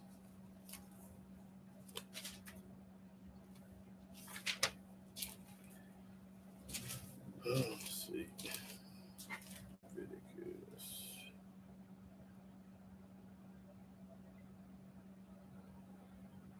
Okay, Leviticus 19 and 10. Leviticus chapter 19, verse 10. And thou shalt not glean thy vineyard, neither shalt thou gather every grape of thy vineyard. Thou shalt leave them for the poor and stranger. I am Yahweh your Elohim. Now this is a law. When you plant a garden, I got all these acres of land. You supposed to leave some for the poor and the stranger. You don't get all the tomatoes. You leave some of them tomatoes for the poor and the stranger. You don't get all of the beans and the corn and stuff like that. You leave some for the poor. If you are righteous, the righteous rich people gonna do this. Now read that again. And thou shalt not glean thy vineyard, Don't take everything out your garden.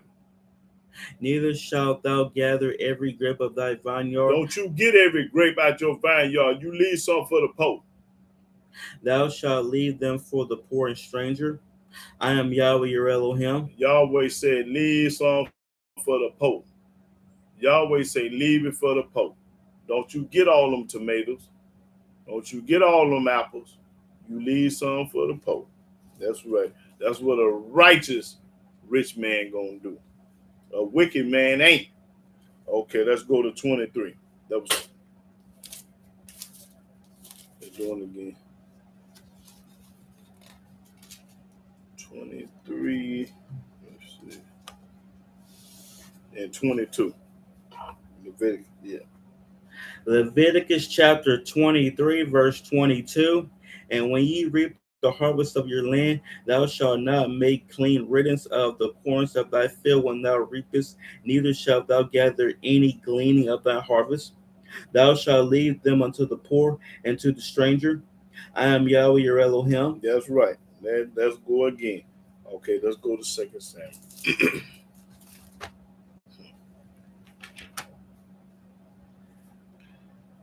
2 Samuel, let's see.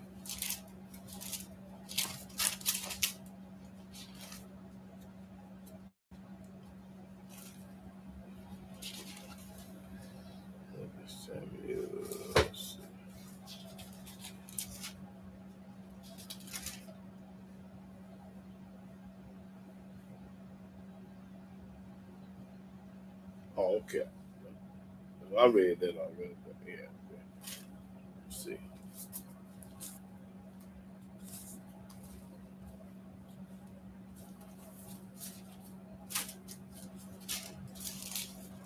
Let's see if I read this. Let's see. Okay, go to Job 29. I didn't read that. Job 29 is in 16.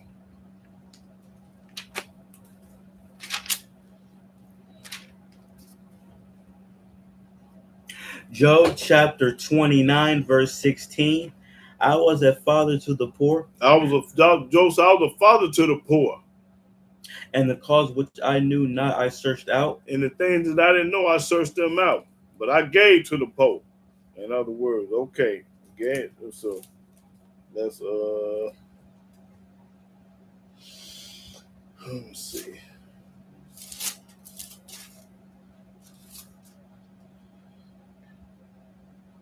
Let's see.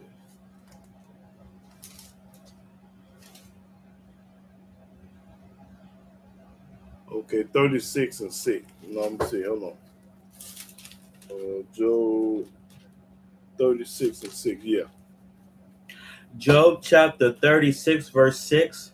He preserveth not the life of the wicked, Yahweh preserve not the life of the wicked, but giveth right to the poor. but Yahweh give it right to the poor. Okay, skip on down to 11. Verse 11. If they obey and serve him, they shall spend their days in prosperity and their years in pleasures. That's right. But if they obey not, they shall perish by the sword, and they shall die without knowledge. That's right. Okay, skip on down to 22. Verse 22. Behold, Elohim exalted by his power. Who teach it like him? Nobody. Okay, that's all I need. Let's see.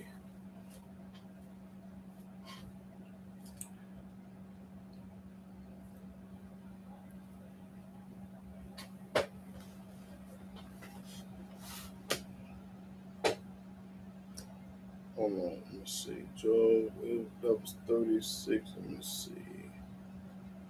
Start at the 15 verse. 36 and 15, Job. Job chapter 36, verse 15. He delivereth the poor in his affliction, and openeth their ears in oppression. Even so would he have removed thee out of the straight into a broad place where there is no straightness, and that which should be set on thy table should be full of fatness. But thou hast fulfilled the judgment of the wicked. Judgment and justice take hold on thee, because there is wrath. Beware lest he take thee away with his stroke. Does Yahweh give you a stroke? Then a great ransom cannot deliver thee. Then your money can't save you. Because when Yahweh give you a stroke, your money can't help you. Will he esteem thy riches? Will he esteem our riches? No, not gold, nor all the forces of strength. That's right. The Almighty ain't studying none of that. Okay, that's all I need. Okay, he ain't studying none of that. Let me go to Psalms. Psalms. Psalms 10.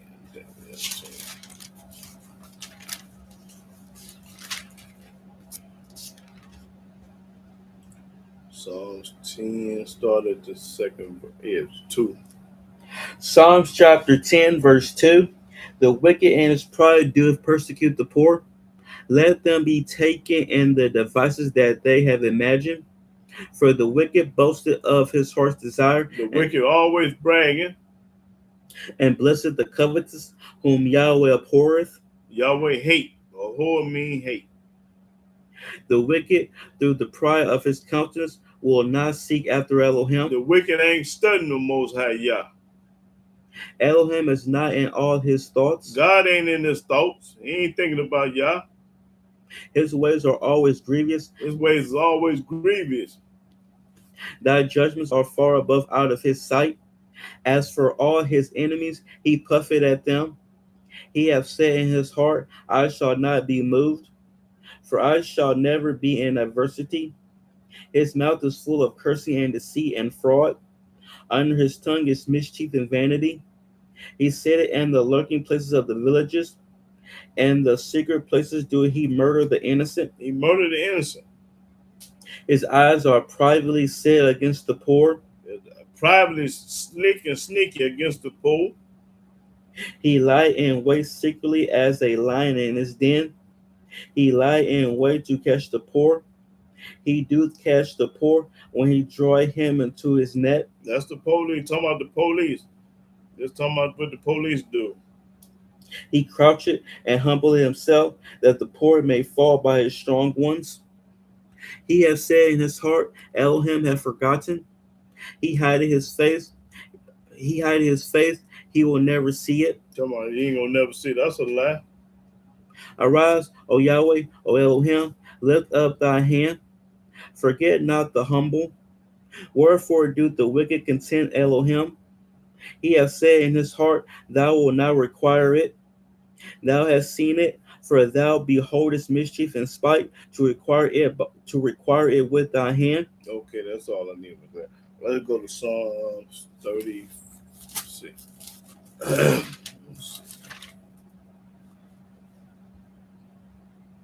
Oh yeah, 34 and 6 and 7. Yeah, Psalm 34, 6 and 7. Psalms chapter 34, verse 6. This poor man cried. This poor, we cry. And Yahweh heard him. And when Yahweh hears us crying because we poor. And saved him out of all his troubles. And Yahweh saved us out of all our trouble because we poor. The angel of Yahweh encampeth round about them that fear him and delivereth them. He sent his angel to do it. That's right. Yahweh going to send his angel to do it, man. Okay, let's go to 40. I think. 40. Let's see.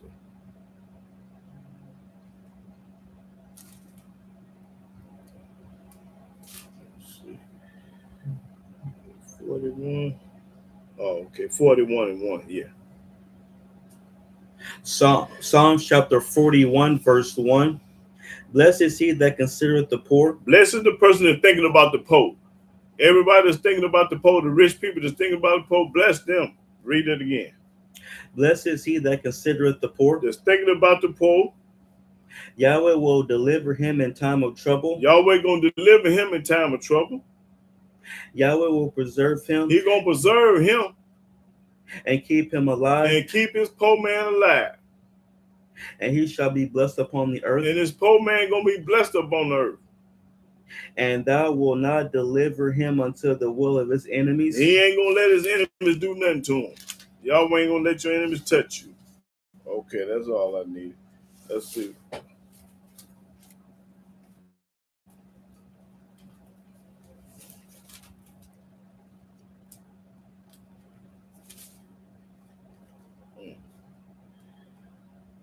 Psalms 68, I think.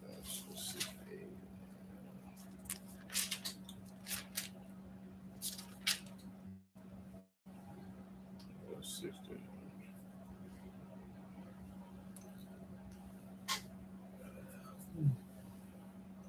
Okay, 68 and 10. Psalms chapter 68, verse 10. Thy congregation have dwelt therein. Thou, O Elohim, hast prepared of thy goodness for the poor. Yahweh has prepared his goodness for the poor. Okay, that's all I needed. Now, go to Ecclesiastes. This is the corn I'm talking about right here, y'all. This is me, y'all. Ecclesiastes chapter 9. And start at the 13th verse. Watch this, y'all. Y'all pay attention to this. This is cold blood. Ecclesiastes chapter 9, verse 13. This wisdom have I seen also under the sun. Hold on. Did I say chapter 9? Oh, verse 13. Yeah. Ecclesiastes 9 and 13. Yeah. This wisdom have I seen also under the sun, and it seemed great unto me. Now, this is greater than the King Solomon. There was a little city. There was a little city, y'all pay attention. And few men within it. One number but a few men in this little city. And there came a great king against it. And came a great king against a great. And besieged it. And he took over it. And built great bulwarks against it. And he did what he wanted to do, great bulwark against it. Now there was found in it a poor wise man. Now there was one poor wise man there. That's me. And he by his wisdom delivered the city. And by his wisdom, he delivered the city by his wisdom. Yet no man remember that same poor man. Nobody remember what the poor man did because he didn't have no money. Then said I, wisdom is better than strength. Then King Solomon said, wisdom is better than strength.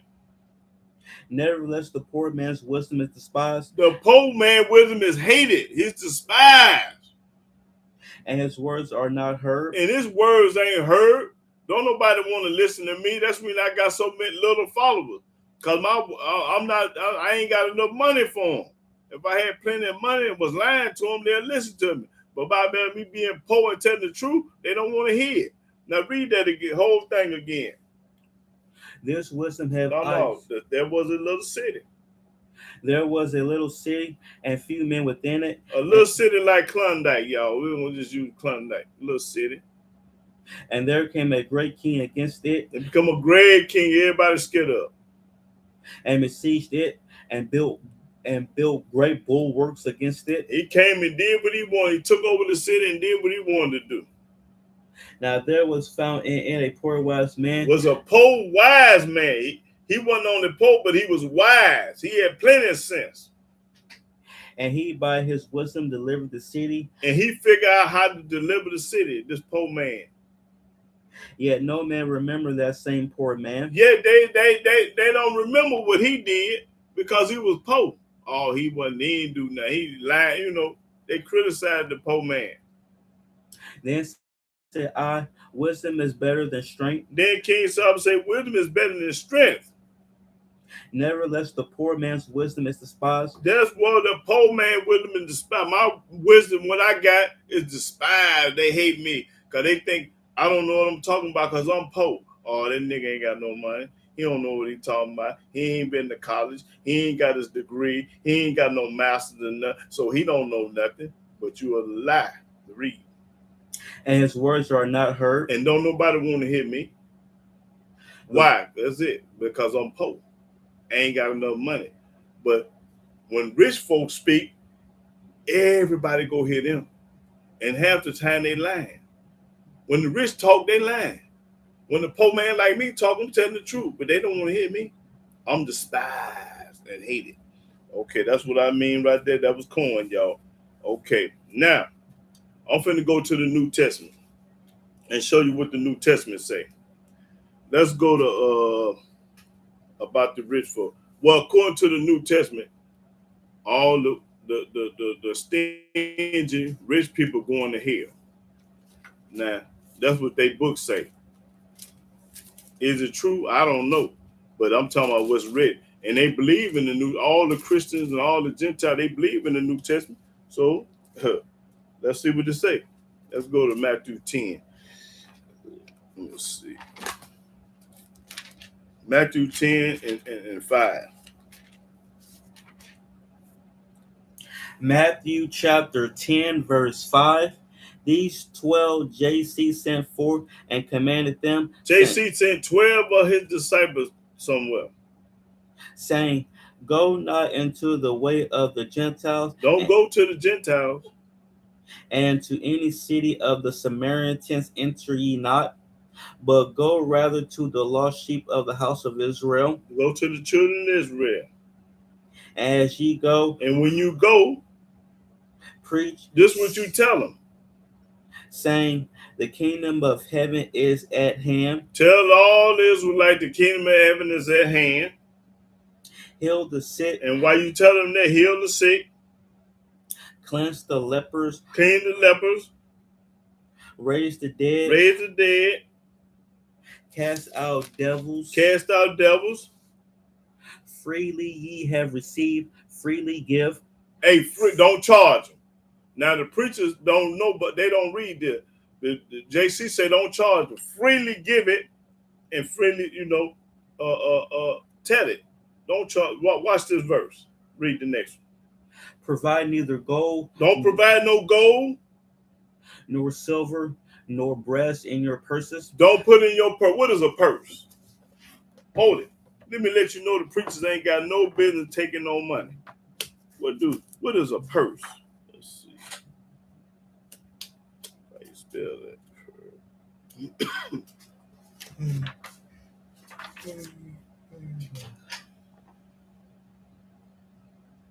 Okay. Purse, a small bag for carrying money. A small bag for carrying money. JC say don't put it in your purse.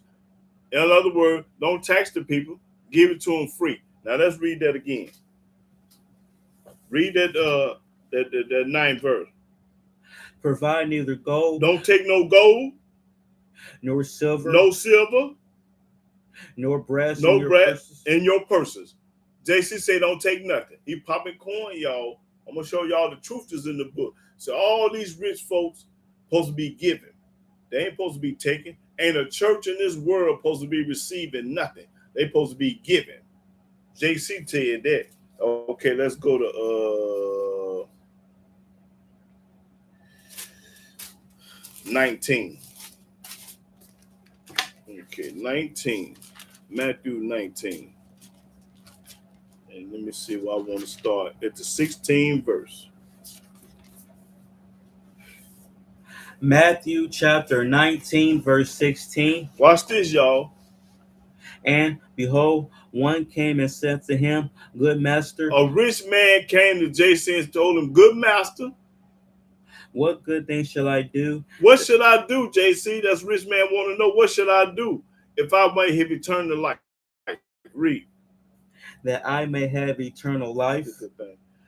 This rich man asked JC, what must I do to have eternal life? In other words, I want to go to heaven. I want to live forever. And JC, let's see what JC said. And he said to him, and JC said it to this man, Why callest thou me good? Why you calling me good? There is none good but one, that is God. Ain't nobody good but God. Read.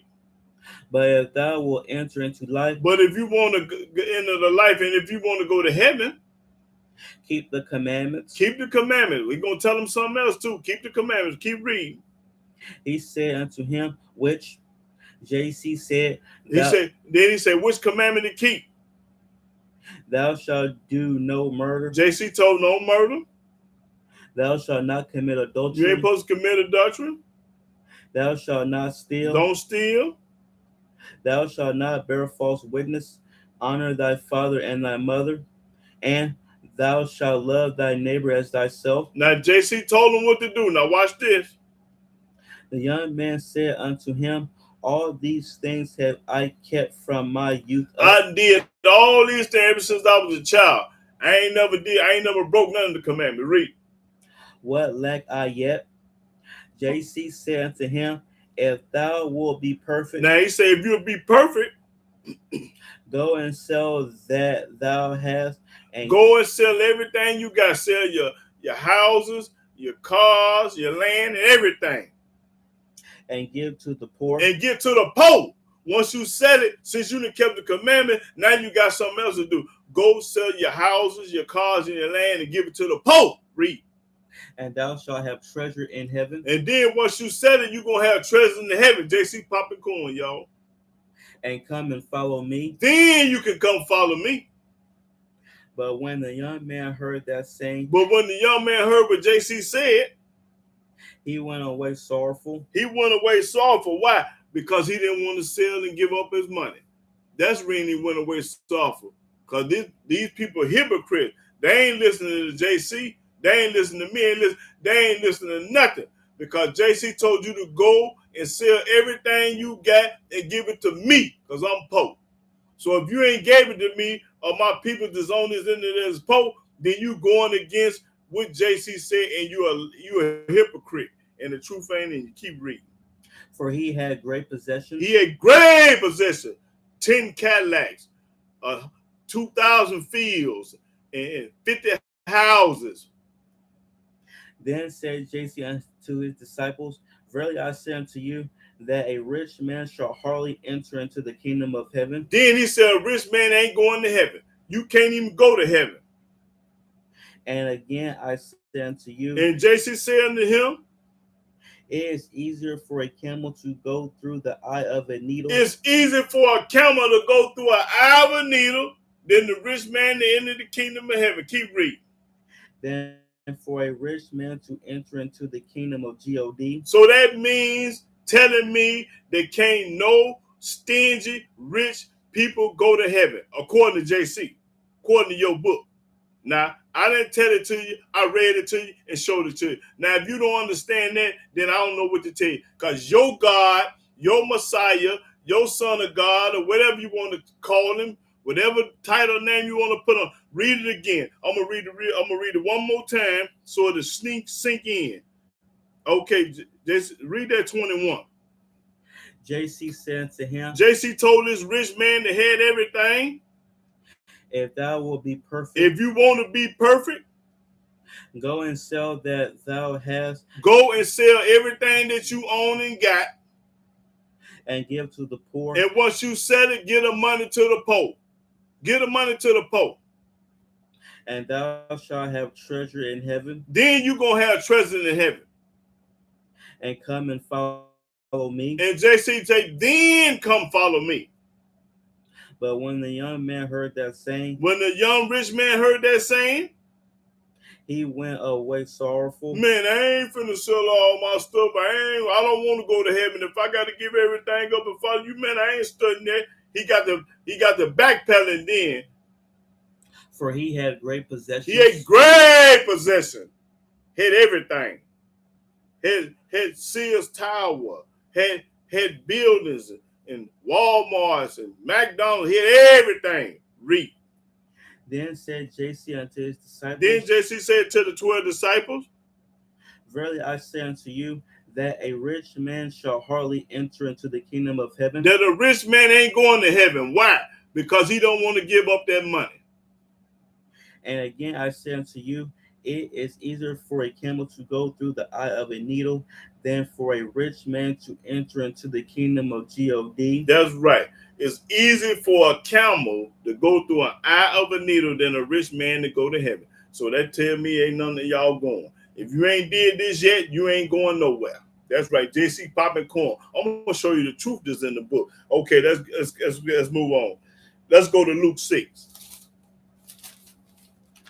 Since y'all love JC, since y'all love the New Testament, you say you're a Christian and you a God-fearing man, get that money and wait in. Now, your God just said it. Your Messiah just said it. Your Savior just said it. That's the man y'all trust and believe in. Evidently, you a lie. You don't believe in him because I showed you what he just said. Let's go to Luke 6. Let me show you some more that he said. And boy, I'm going to show y'all some. So I want y'all to see this cold-blooded. But they ain't going to show you this in the church. Boy, I got something going to knock the socks off. Hold up. Let's go to 6. Y'all bear with me now. Because I got some corn for y'all. They ain't never heard this before. Okay, let's go to Luke 6. Let me see what I want. Okay, Luke 6 and 30.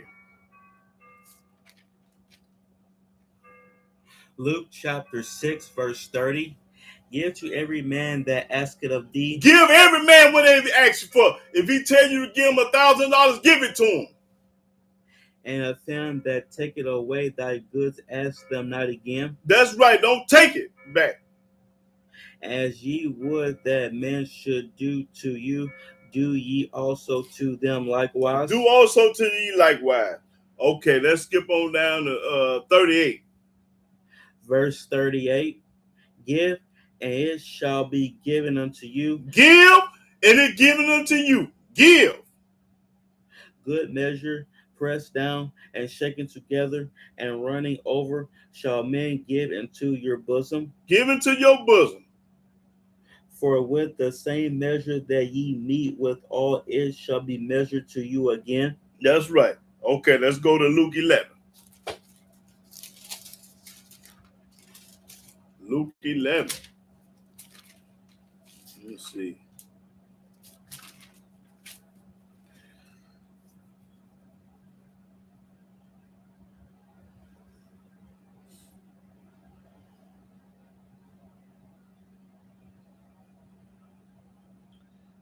That's what I want. Let me see. Luke 11. Let's see what I want there.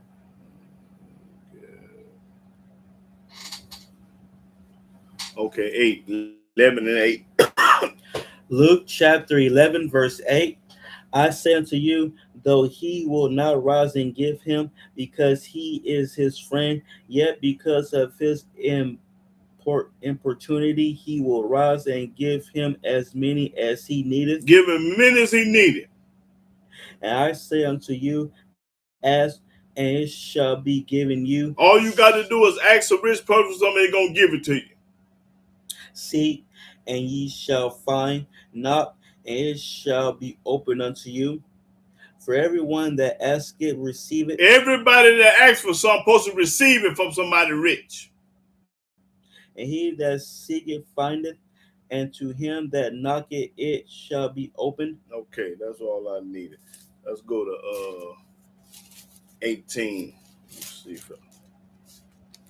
18 and 25 again. JC talking. Luke chapter 18, verse 25. For it is easier for a camel to go through the needle's eye than for a rich man to enter into the kingdom of God. According to your book, you ain't going to heaven. All the rich Christians, all the rich believers, everybody believes JC, you ain't going nowhere but straight to hell. And I'm going to show you some more proof to back that up. Okay, let's go to, let's see, I think there's one in 19. Let me see if I want this. 19 and 19 and 8. Luke chapter 19, verse 8. And Zacchaeus stood and said unto the Lord, Behold, Lord, the half of my goods I give to the poor. Zacchaeus said, I give, let me see, he said, I give half of my goods to the poor. And if I have taken anything from any man by false accusation, and if I have took and stole anything from false accusation, I restore him fourfold. I gave him 4. If I stole 1 loaf of bread, I gave him 4 loaves of bread. And JC said to him, This day is salvation come to this house. The salvation came to your house because you gave to the Pope, and what you stole, you gave it back. For so much as he also is a son of Abraham. He's the son of Abraham. Remember that word Abraham. Focus on Abraham. For the Son of Man is come to seek and to save that which was lost. That's right. Save, because you had mercy on the Pope. That's right. Okay. Now go to Luke 16. This is what I'm talking about, y'all, right here. This is cold-blooded. This is one of the coldest letters in the New Testament. Boy, I mean cold-blooded. Let's go to Luke 16 and start at the 19th verse. Luke, Pay attention to this. Luke chapter 16, verse 19. There was a certain rich man. A rich man, y'all focus on that. It was a certain rich man, which was clothed in purple and fine linen, wore silk, alligators, lizards, and fur coats and minks and beavers. The rich man, y'all. And fared sumptuously every day. And he was lavish every day. So comes with mean lavish. He was fly and stylish. Every day, the book say. Now watch this, y'all. And there was a certain beggar named Lazarus. It was a broke man named Lazarus. Didn't have nothing. Didn't have a down payment on the onion. Only cost 5 cents. He ain't have 2 pennies. Which was laid at his gate. Was laid at the rich man's gate. Full of sores. He had full of sores on it. And desiring to be fed with the crumbs which fell from the rich man's table. All he wanted was the crumb from the rich man's table. Just the crumbs, y'all. Not a loaf of, not a piece. He wanted just the crumb from the rich man's table. Watch this, y'all. Moreover, the dogs came and licked his sores. The dogs came and licked his sores because he was sick and begging. And it came to pass that the beggar died. Now the beggar died. The poor man that was a beggar, he died. And was carried by the angels into Abraham's bosom. I told you to pay attention to Abraham in the other book. Abraham's bosom. Now, they give Abraham all the credit which they should in Abraham's bosom. Meaning he carrying them. Read, watch this. The rich man also died. Oh, then the rich man died. So we got 2 dead men. We got the poor man and the rich man dead. Watch this, y'all. And was buried. And he was buried. See, he was buried and the poor man was carried up in Abraham's bosom. It's a difference. Now watch this. And in hell he lifted up his eyes. And the rich man went to hell. He went to hell because he didn't break bread. He was stingy, greedy, selfish, and didn't want to give the poor nothing. Keep reading. Being in torments. And he was being tormented in hell. And see Abraham afar off. And he saw Abraham afar off when he was in hell being tormented. And Lazarus in his bosom. And he saw Lazarus in his bosom. And he cried and said. And the rich man cried and said. Father Abraham. Now he wants some mercy. Father Abraham, he wants somebody to feel sorry for him now. But when you was rich and had everything, you wouldn't get a man a crumb from your table. Keep reading. Have mercy on me. Oh, now the rich man wants some mercy. You didn't have mercy on Lazarus. Now you want somebody to have mercy on you. Keep reading. And send Lazarus. And send the same man that you wouldn't give nothing to. He say, send Lazarus. Watch what he tell him. Send Lazarus. What he say? That he may dip the tip of his finger in water. That he may dip the tip of his finger in some water. And cool my tongue. And cool his tongue. But you the same man that wouldn't give Lazarus the crumb from your table. Now you want him to give you some water to quench that thirst. Because you burning up in here. Keep reading. Now, boy, listen. You rich, wicked people understand what the book's saying. Because this is y'all book. Read. For I am tormented in this flame. I'm tormented in the flame. I'm burning up. Rich man said, I'm burning up. Read. But Abraham said, y'all, watch what Abraham say. Son, remember that thou in thy lifetime receivest thy good things. Remember in your lifetime when you had everything, when you wouldn't get Lazarus the crumb from your table, you remember that? and likewise Lazarus evil things. And you did evil to Lazarus. You wouldn't even give him the crumb for your table. He had sores on him, and you wouldn't take him to the Cook County Hospital and get him. You wouldn't get him well. You didn't take him to the hospital and make sure he got well. You didn't give him none of your food. You turned your back on Lazarus. Read. But now he is comforted. But now Lazarus is having a ball. Lazarus is comfortable. Lazarus is having fun. He good right now. He don't need the rich man right now. Read. And thou art tormented. And you've been tormented. And beside all this, between us and you, there is a great gulf fixed, so that they which would pass from hence to you cannot. Neither can they pass to us that would come from thence. Then he said, I pray thee, therefore, Father, that thou wouldest send him to my father's house. He say, send Abraham to my father's house. Now watch this. For I have 5 brethren. I got 5 brothers. That he may testify unto them. That you may tell them what's happening to me. Lest they also come into this place of torment. Go and tell my 5 brothers to change. They better change. They better start giving to the poor, as they gonna be like me, tormented. That's what he's trying to save his brothers now. Warn his brothers. Now watch this. Abraham said unto him. Watch what Abraham tell him. They have Moses and the prophets. They got Moses and the prophet. They got the books already there. They don't need me to tell them nothing. All they got to do is start giving to the poor because it's in the book. Let them hear them. Let them read the first 5 books of Moses, and they're going to show them how to live. When you get some money, you're supposed to pass it out. When you've got millions and billions and trillions of dollars, you're supposed to be fair with the people and give it to the poor. Keep reading. And he said, Nay, Father Abraham. And then the rich man said, No, Abraham, no. But if one went unto them from the dead. But if somebody go from the dead, that's the only way they're going to believe. Somebody got to come from the dead and tell them what's going on in death. That's the only way they're going to believe. They ain't going to believe Moses. And read that thing again. They ain't going to believe what Moses saying. They want somebody to come from the dead and tell them what's going on with it. Now, if you don't change, you're going to be like your brother, tormented in the fire. So you better change. Then, no, it don't work like that. No, it don't work like that. Keep reading. They will repent. Then they're going to change. Somebody got to come from the dead and tell you, man, Yahuwah was right, man. You got to keep your commandment. And Yahweh, this, that, and somebody from the dead got to come back and tell you the truth. No, the living going to tell you the truth. If you don't believe the living, then the dead can't come back and tell you nothing. Keep reading. And he said to him, if they hear not Moses and the prophets, neither will they be persuaded. If they don't listen to Moses and the prophet, then they ain't going to listen to no dead man. They come back from the dead.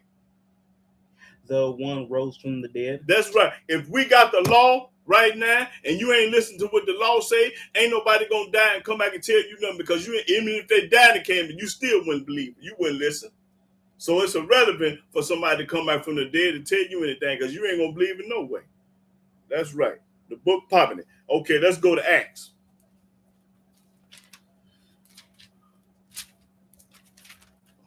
Book of Acts. Cold-blooded right here. That's another cold-blooded. Okay. Acts 8. Acts 8 and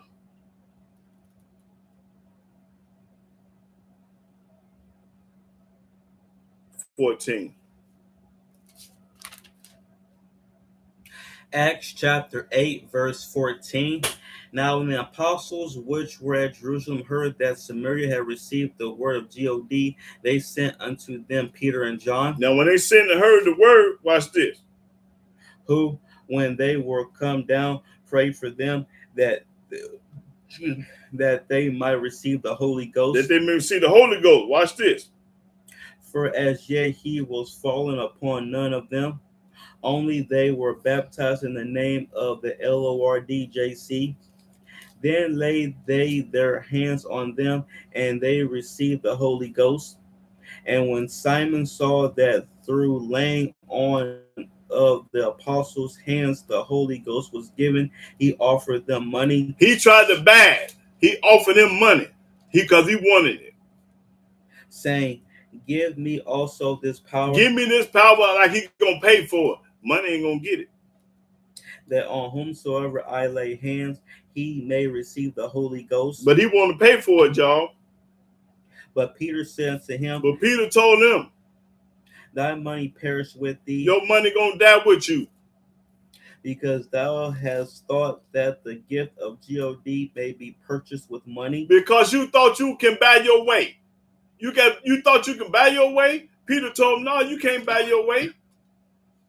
"Thou hast neither part nor lot in this matter, for thy heart is not right in the sight of God." Your heart ain't right, because if you think you can pay for salvation, your heart ain't right. Peter popping it. "Repent therefore of this thy wickedness, Repent from this wickedness. and pray God, Pray to God, if perhaps the thought of thine heart may be forgiven thee." that you may be forgiven, because you can't pay for salvation. You can't pay the Most High. You can't pay. No, you can't do it. It's impossible. Okay, let's go to Acts 20. Most people want to think they can buy their way to heaven. You can't pay your way. No, Peter said you can't do that. Now Peter popping corn right now. Okay, 20 and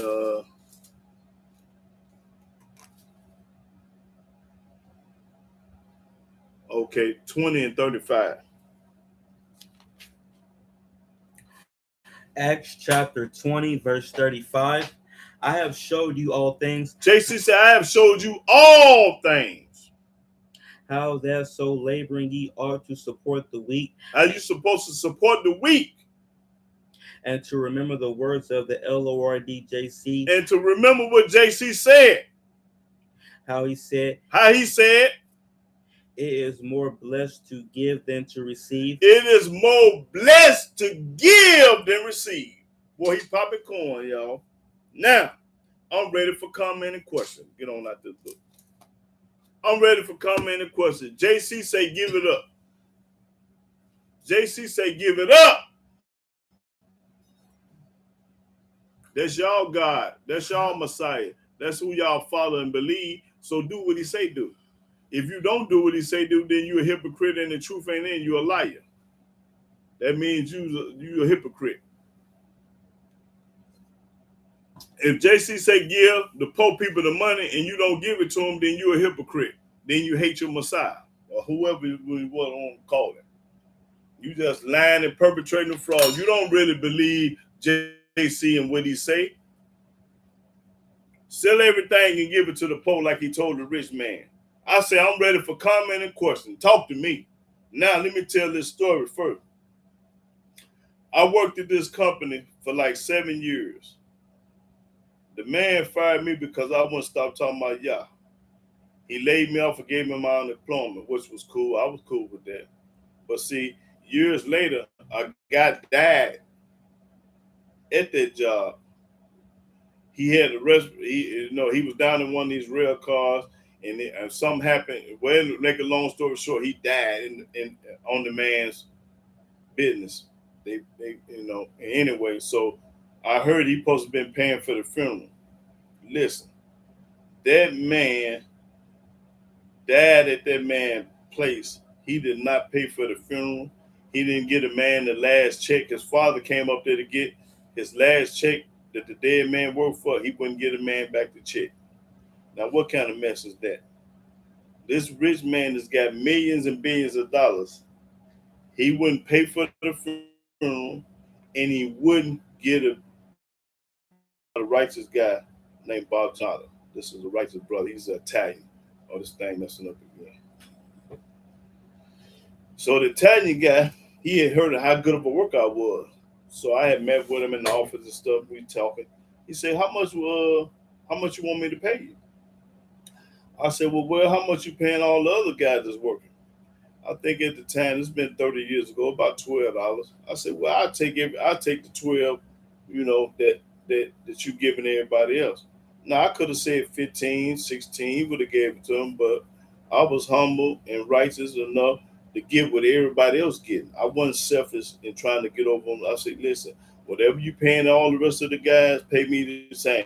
And that was $12 at the time. And that was Bob Janata, a righteous Italian guy that I've been known for years. He a good friend of mine today. We still good friends and talk, stuff like that. And I admire him and got a lot of love for Bob Janata. He one of the righteous dudes that I done met. That got it bad. Yeah, but now, like I said, I'm ready for comment and question. Anybody got any comments or question? According to the New Testament, if you're rich and ain't giving to the poor, you're going straight to hell. Now that's what your book said. I didn't tell it to you. I read it to you and I showed it to you. Ain't nothing wrong with being rich. It's something about being rich and stingy, greedy, selfish, and under and rotten and evil. Them the rich people I'm talking about ain't never gave nobody nothing. Always take, and ain't giving nothing. But the Almighty gonna deal with you. So when you get sick, when the Almighty put that curse and plague up on you, you get sick, then you gonna want somebody to pray for you like a Lazarus. I mean, like the rich man with Lazarus. See everybody having a ball right now, having fun, getting money. But when the Almighty touch your tail, then you're gonna get some act right about you. But the Almighty got a million ways to make you suffer, and you will pay. Yeah.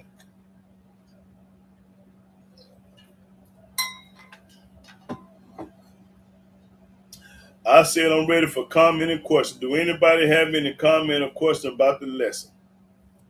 Because at the end of the day, all these wealthy rich people supposed to be giving to the poor.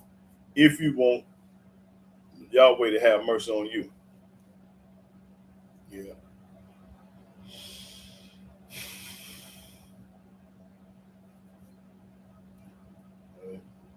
I say I'm ready for comment and question. Don't get quiet on me now. Let's talk.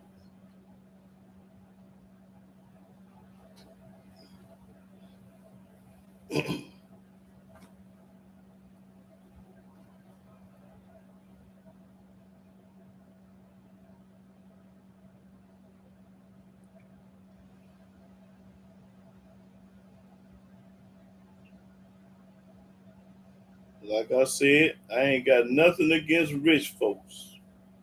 I got something against the rich, stingy folks.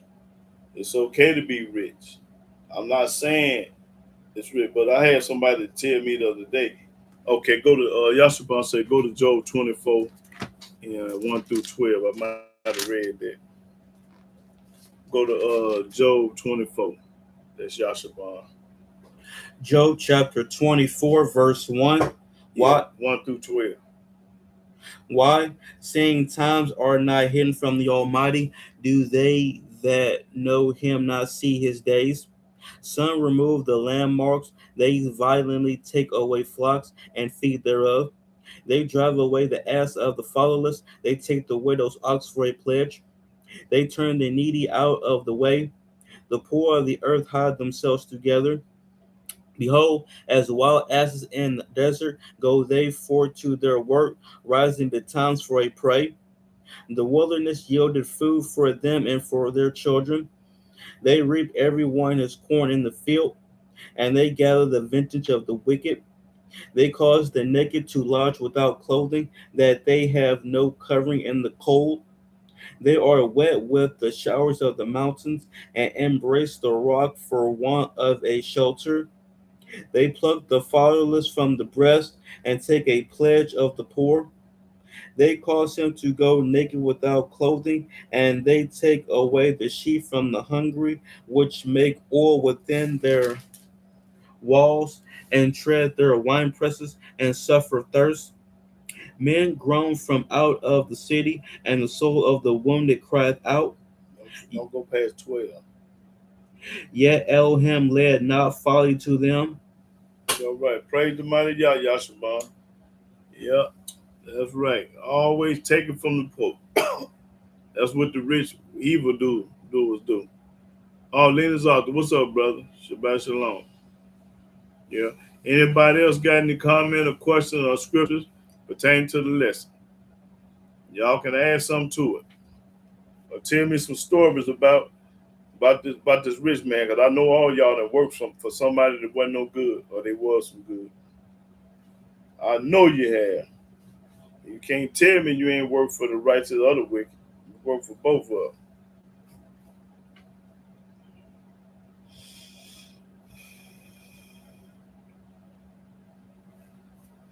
Most of the time, we wait on our time with Christians because they are serving Paul. Oh yeah, yeah. But my subject is we talking about the rich wicked,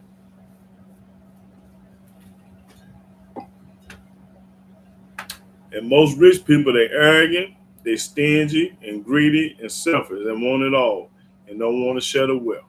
They don't want to break bread. That's all right.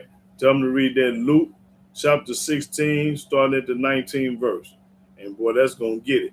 If you got any belief in JC, you're going to get it right. And if you don't get it right, that's on you. But you're still going to get your head knocked off. It ain't too late to change. Anybody can change. That's right. You can change. Start blessing the poor, looking out for the poor, and watch how the Most High shine on you. You think you got some? You think you got more now? The Almighty gonna give you much more in abundance, like He told King David. I give you more. You didn't have to take that Uriah the Hittite wife. I'd have gave you 10 more wives if that's what you wanted. All you had to do was ask. But then still, you went behind the man back and had him killed and took his wife, and that was a sin. That was wrong. And King David paid for that too. Yep. King David paid just like y'all gonna pay. One day. Yeah. Anybody else got any comment or question?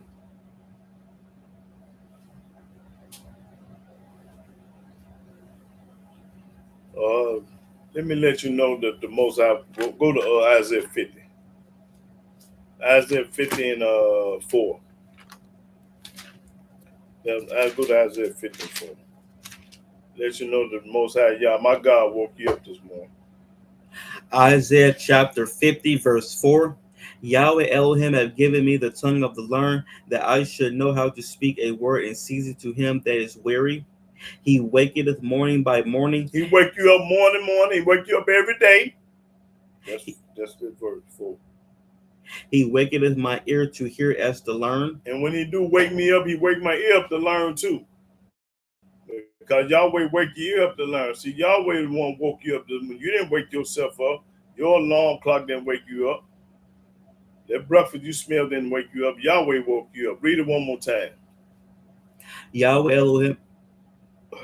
Elohim have given me the tongue of the learned, that I should know how to speak a word in season to him that is weary. He waketh morning by morning. He waketh my ear to hear as to learn. That's right. Now go to Habakkuk 2 and 5 through 12. Habakkuk. Yeshabon say Habakkuk. Yeah, Habakkuk.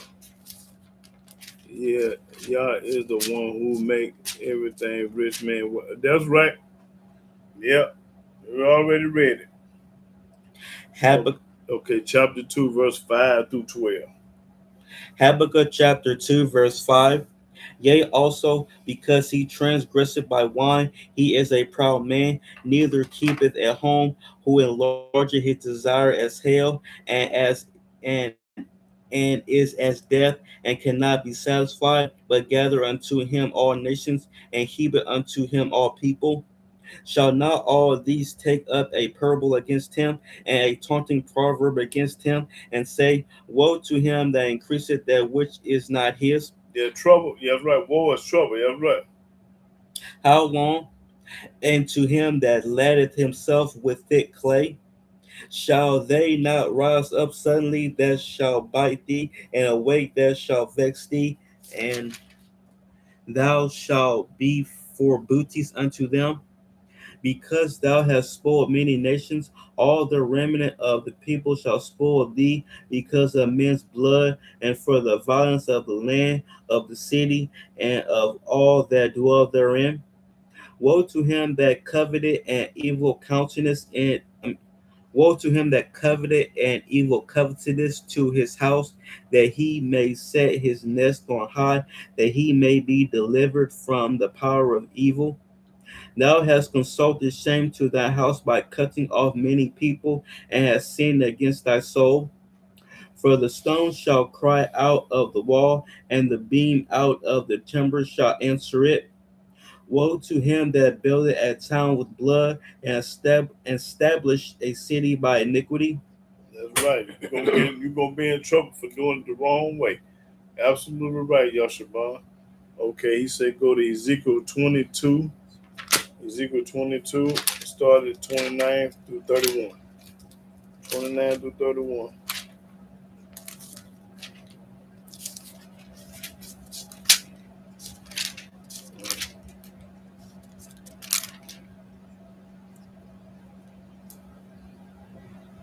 Ezekiel chapter 22, verse 30. You said 31? He said Ezekiel chapter 22, verse 29 through 31. Ezekiel chapter 22, verse 29. Whilst they see vanity unto thee, whilst they divine a lie unto thee, to bring thee upon the necks of them that are slain of the wicked, whose day is come, when their iniquity shall have an end. Shall I cause it to return into his sheep? I will judge thee in the place where thou wast created, in the land of thy nativity. And I will pour out my indignation upon thee. I will blow against thee in the fire of my wrath, and deliver thee into the hand of brutish men and skillful to destroy. That's right. Praise the mighty Yah, bro. Popcorn, Yashaban. Yeah. Yeah. Anybody else got any comment or question? But now I'm gonna get ready to close out. Yeah. Brainwashed Christians will prejudice for being rich. Yeah. Oh, it was still good if it wasn't. It don't matter if it was the wrong scripture. It still was made sense and it was the truth. Yeah. Mm-hmm. Where you at, y'all, son? Where you at, Wolfie? Okay, Yashaban. So he go to Ezekiel. That was he quoted the wrong, but go to Ezekiel. That was this one. Okay, go to Ezekiel 16, 49 to 50. 49 to 50. Where you at, Yashaban? I mean, y'all, son, and Wolfie and Meaty. Y'all supposed to be on here now. Ezekiel chapter 16, verse 49. Behold, this was the iniquity of thy sister Sodom. Pride, fullness of bread, and abundance of idleness was in her daughters. Neither did she strengthen the hand of the poor and needy, and they were haughty and committed abomination before me. Therefore I took them away as I saw good. Yeah, that's right. Pray to mighty Yashaban. Yeah. Well, brother and sister, I'm gonna get ready to close out. I hope everybody understood and got something out of the lesson. And I want to give all honor, glory, praise to Yahweh by saying hallelujah, hallelujah, hallelujah. Praise the mighty Yah. Shalom, shalom.